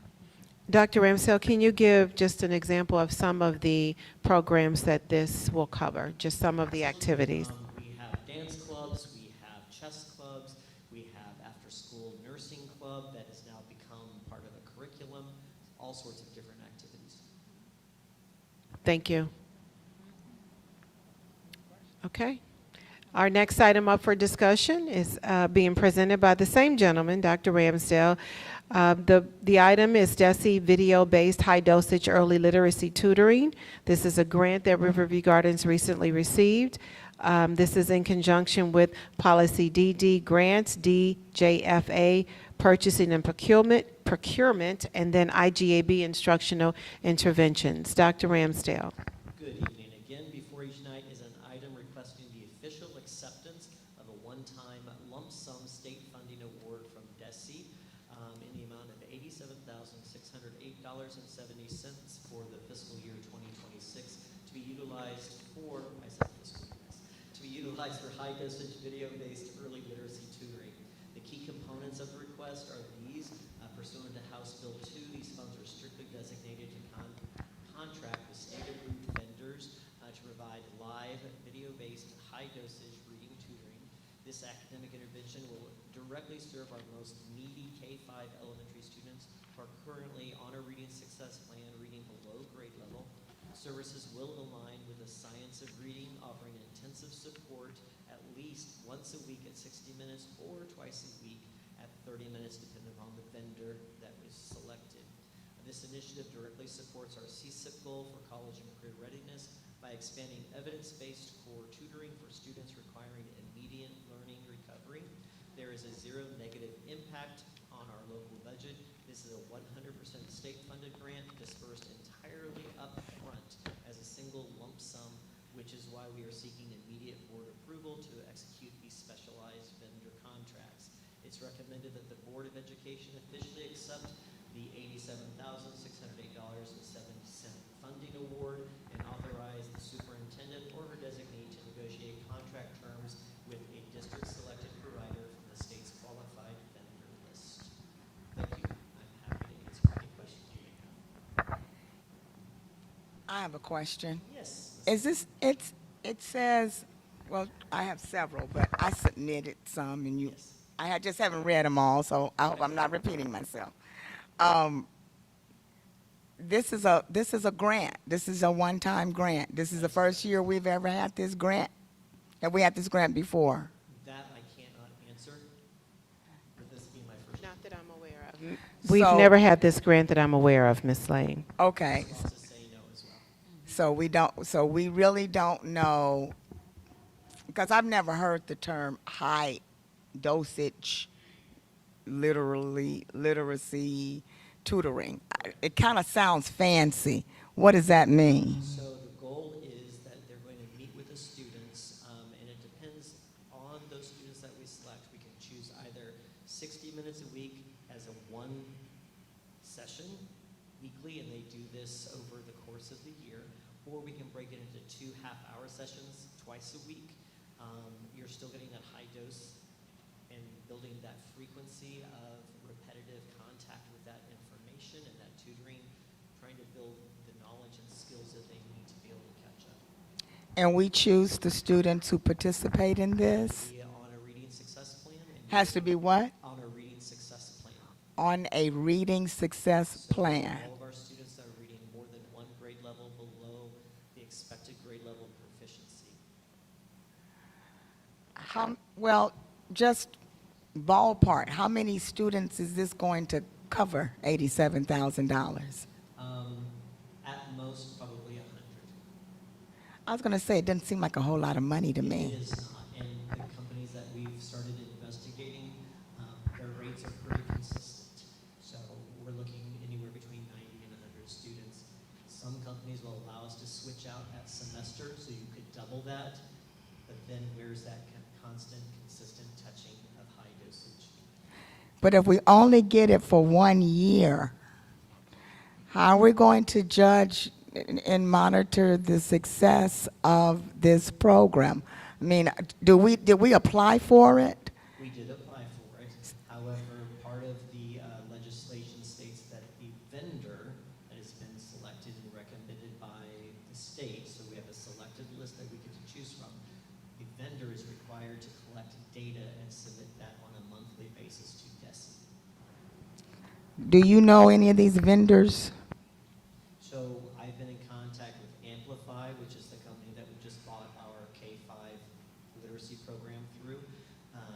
Edmentum, Varsity Tutors, Imagine Learning, and here's one more. So we choose from the list that DESE, and how do you choose? Are they all making presentations to you? So they emailed immediately. It was like lawyers following an ambulance. But they all emailed immediately trying to get their foot in the door and be the first one to do so. So then I reached out to the ones that we knew. We are at this time leaning towards Amplify because there are benefits that will save us an exorbitant amount of money because Amplify uses a program called M-Class and Boost. There we go. And the Boost is their MTSS program to help with small group intervention, and M-Class is their assessments. They are giving those to us free during the time of the grant, which allows us then to have all of that information at our fingertips to then strengthen our small group instruction, not just for the 100 students, but then for every student across the district. So do you consider how many other districts use these individual vendors, or is that relevant? So at this point, what I can say is that we were made aware of the grant 3 weeks ago. We had to apply within 48 hours. We were notified within the next day that we received the grant. We had to turn around and send an invoice to the state by June 5th, and then we make our choice over the summer. So I don't believe anyone is at a point that they've actually selected their vendors yet. I think we might all be leaning towards somebody that's going to benefit our district as a whole, like we're leaning towards Amplify.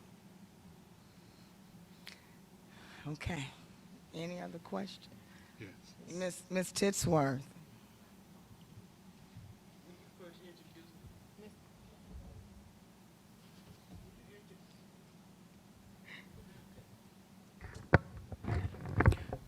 When you introduced the program, did you say high tutoring? High dosage, meaning frequent contact with a student.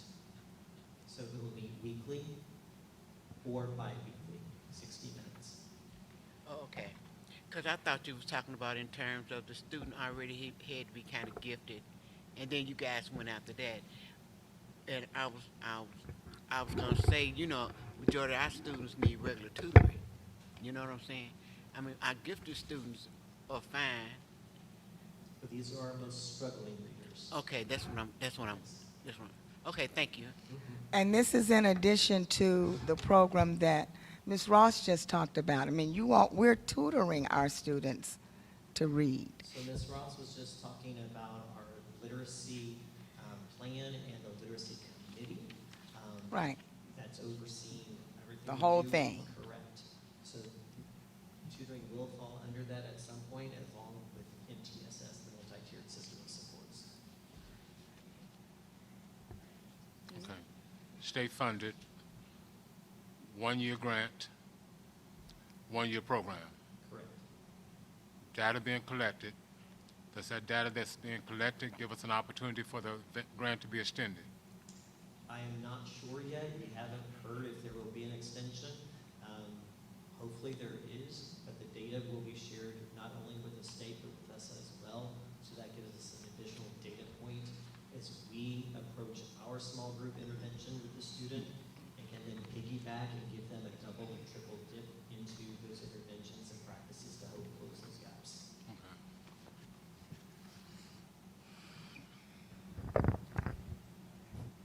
So I do want to say this will be in conjunction with instruction happening within the classroom. So this is layer on layer on layer to try to close our gaps and to build our foundation. So I do want to say that while it is initially just a year-long grant, understand that this is going to be on top of what students are receiving in the classroom, on top of the district literacy committee coming together to build a solid instruction as it relates to reading. And so this will just be another added layer to make sure that we can move our students. So thank you, Dr. Ramsdale. Our next item up for discussion is the right size in the district, phase 4. So as you are aware, we've made it very transparent as we discovered this in the 24-25 school year, that Riverview Gardens at that time was facing a $23 million, approximate $23 million spending or deficit. I am proud to say that we have, with the support of this board, been able to reduce that by $14 million, and we now sit around $8-ish, $9-ish, between $8 and $9 million in a deficit. So we are continuing to look for ways to generate revenue, but we also have to continue to look for ways to reduce our budget. And so what I'm submitting to the board, and I do want to also add, we had a presentation from Linda Quinley from the MSBA a couple of weeks ago, and she shared some very sobering news as it relates to school funding in the state of Missouri. We also, Riverview Gardens was able to move 6 schools off of the turnaround comprehensive list, but understand that that meant we lost about $2.8 million in funding as we step into 26-27, as well as the foundation formula that is supposed to be funded. The foundation formula is the money that the state gives districts to educate our students. That's going to be reduced by about $400 per student. Now you multiply that times our number of students, and you come up with a very sobering number. And so what I'm submitting to the board is another round of reductions as it relates to reducing our budget, and this one, it would be in the amount of approximately a little bit over $1 million, $1.6 million. I'm free to take any questions you may have. Madam President. Yes, ma'am. Dr. Patton, under the first section, staffing and organizational reductions, what position is the 0.5 FTE and what position is the 1 FTE for reclassification of position? The 0.5 is a instructional assistant. They are all part-time employees, except for the ones that serve Michelle Obama. The rest of our instructional assistants are part-time. And then the other one, the reclassification, is what's going to be in my next part of the presentation, the staffing plan adjustment to move our senior accountant position to an accountant position. This will help us reduce our budget as well as effectively recruit someone to step in for the senior accountant who is retiring at the end of this year. Okay, thank you. And then the 12 FTE positions, those are only non-certified positions? The 12 positions? They are only non-certified positions, Okay. yes. Thank you. You're welcome.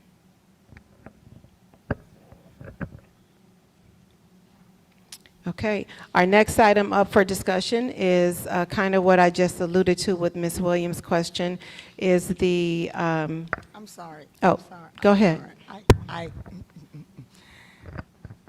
I did ask this question, but I don't think that I got a real good answer. Under operational efficiencies, supply material operational reductions, that's kind of a catch-all phrase that means what?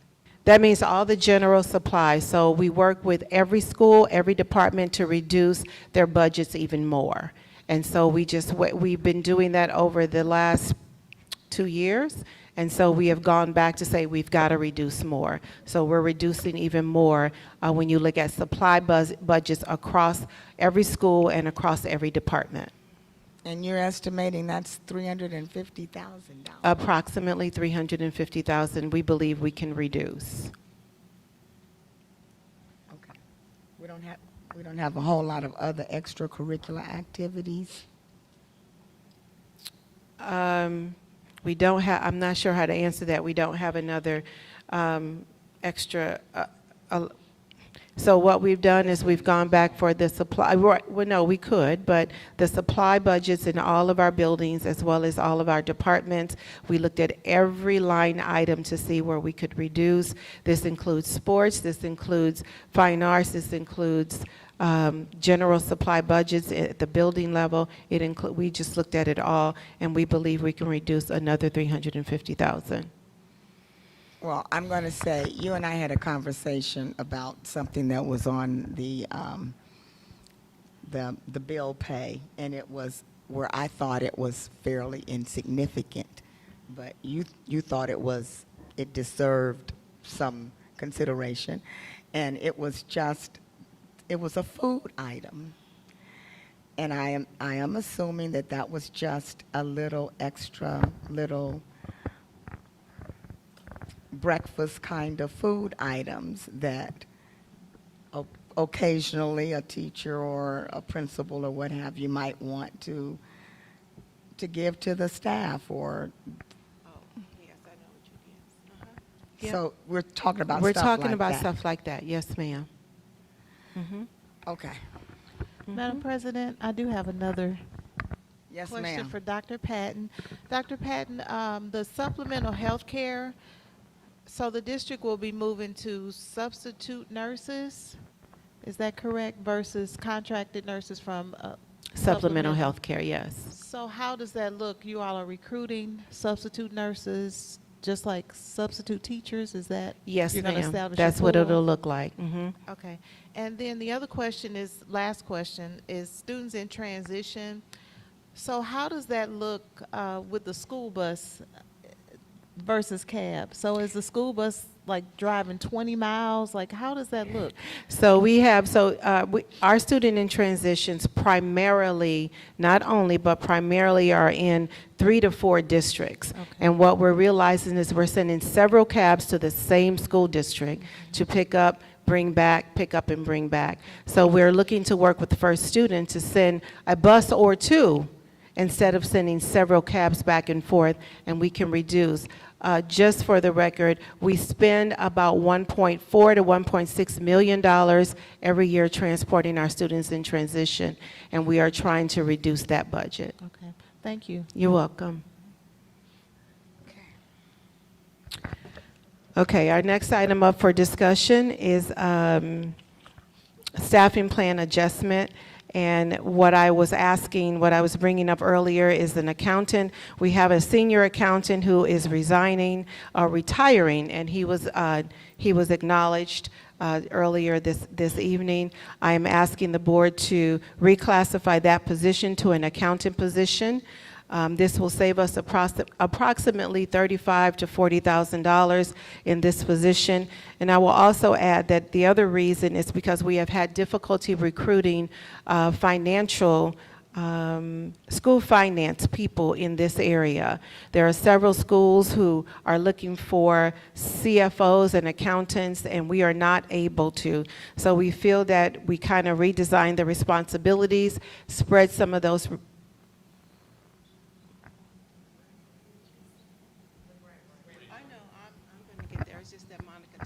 Thank you. Okay, Ishmael, you made me lose my train of thought.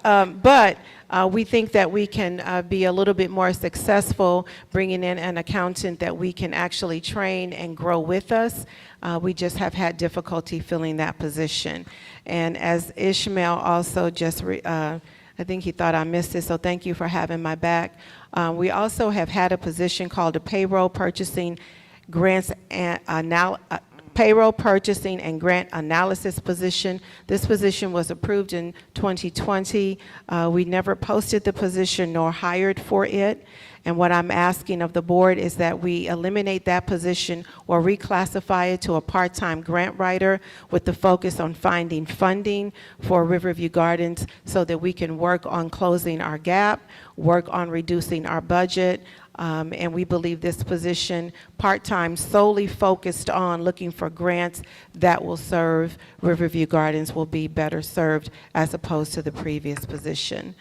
So it's recommended that the board approve both of the reclassifications of these 2 positions. Are there any questions?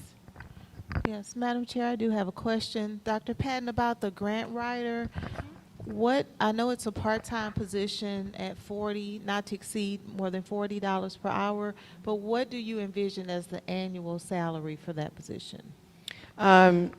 I can take that 25 to 40,000, multiply it times about 20 to 25 hours a week, and come up with a number. But I'm not that good in math, Miss Williams, to do that on the spot. But I can give you an answer for that. We are looking for a part-time position. One of the reasons it's part-time is so that because of course the benefits, and so we want to keep this position just part-time, but I can have an answer for you. I just don't know it off the top of my head. Okay, thank you. Well, can we just off the top, if we chooses the $25 an hour, isn't it 4 hours? It's part-time, 4 hours a day, correct? Yes. That's $100 a day, $500 a week, times 4 is, I mean, come on. Are you trying to show me up No, in the board ma'am. meeting? No, ma'am. No, ma'am. No, ma'am. Okay, Ms. I'm Lane, just- go I ahead. just- So, times 6 months, 12, so that's $24,000. There we go, On 24,000. the low end, on the $25 per hour end. 24,000 a year on the low end, Ms. Williams, and the high end, Ms. I Lane? didn't do that part. Okay, all right. 40,000 on the high end. I did 20 hours by 50 weeks times $40 an hour. I came up with 40,000. Okay, Okay. thank you. Look at my board members. Way to go. So my question. Yes. Well, let me ask anyone else first. Any other questions? So how will we determine, we hear about grants all the time and grant writers and everybody claims to know how to do it. How will we determine at what point will you and HR determine the investment that we've put into the grant writer and how quickly we're going to get a return on our investment?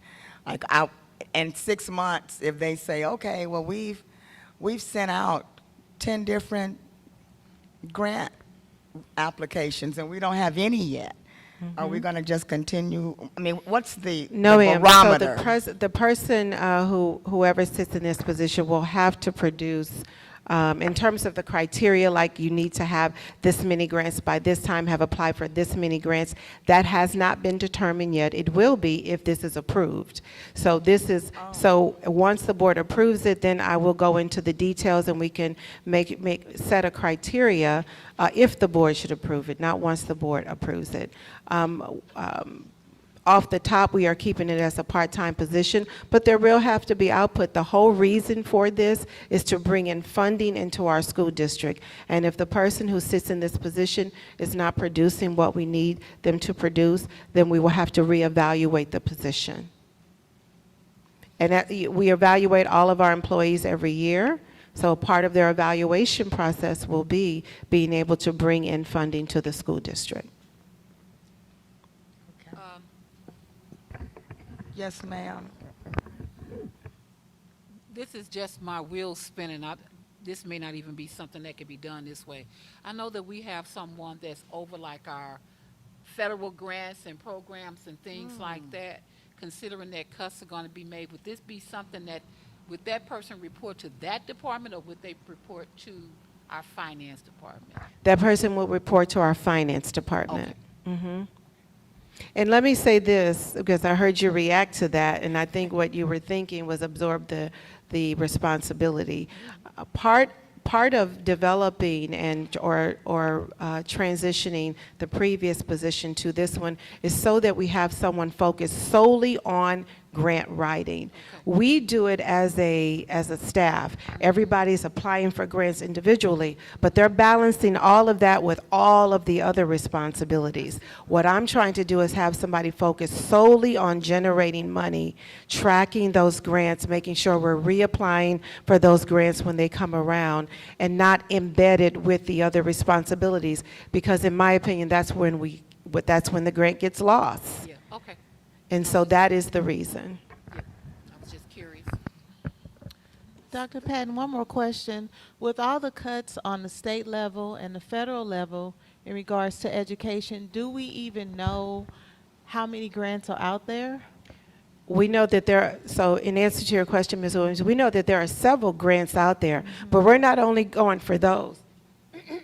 We're looking at businesses that are giving grants, organizations that are supporting school districts. There's one organization, and I won't mention it, that's supporting a school district in Atlanta, a whole entire school district. I would like to talk to that person and get that grant for Riverview Gardens. So we're not just focused on federal grants, we're also focused on grants from organizations and businesses. Okay. Thank you. You're welcome. My final question is, I know it depends on how far we move with this, but could you consider an incentive to the person who we may or may not, or if the board approves or not? I just know that for me, incentive, if I get a % of something that I sell, I'm going to work a little harder to get that money. I am. What? I don't, so they're no, the fund, well, okay. Okay, I'm not HR, so I don't know, okay. Yeah. Look at Mr. Ford's face.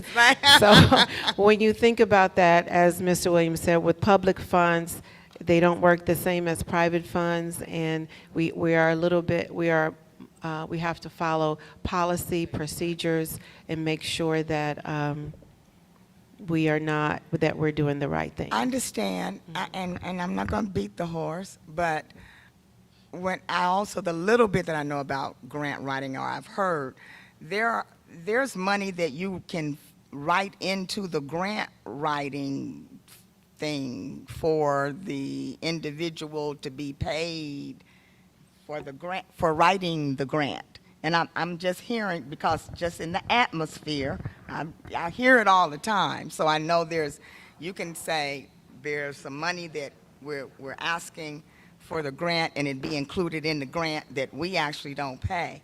It's actually grant money. I think it's more tied to the district employee piece of it, Ms. Lane. It's tied to the employee, if they are an employee of the school district. Okay. So if we contracted with an outside organization to write our grants, then they can build it, and we can build it in that way. But it's not tied to the money, it's more tied to the employee. Okay, okay. That concludes my presentation, Madam President. I hand the meeting over to you. Okay. So where are we now? I got my papers. Items for action, okay. So I think that's where we are. Items for action. Can we have a motion to accept the items for action? Madam President, can we do a roll call vote for the grant writer position for B? Sure. Okay. So then does that mean we have to do a roll, are we just removing that one, and then everything else we're going to vote on it as one? We don't know.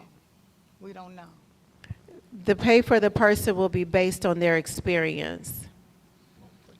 Not to exceed $40 an hour. Yes. Madam President, we would have a motion for each item for action.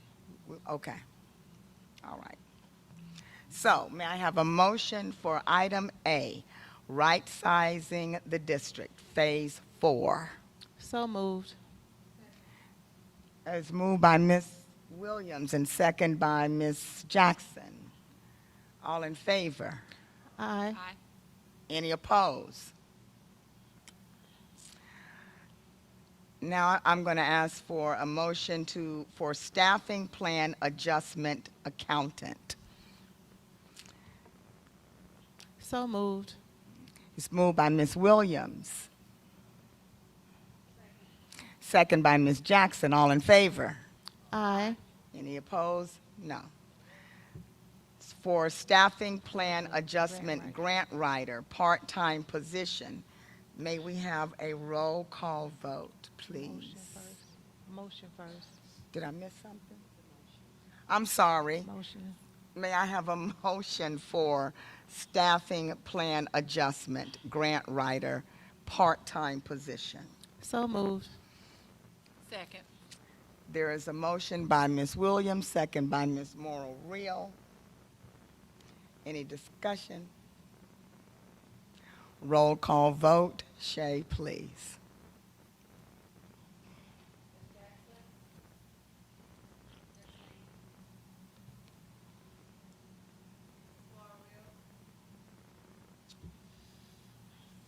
No. No.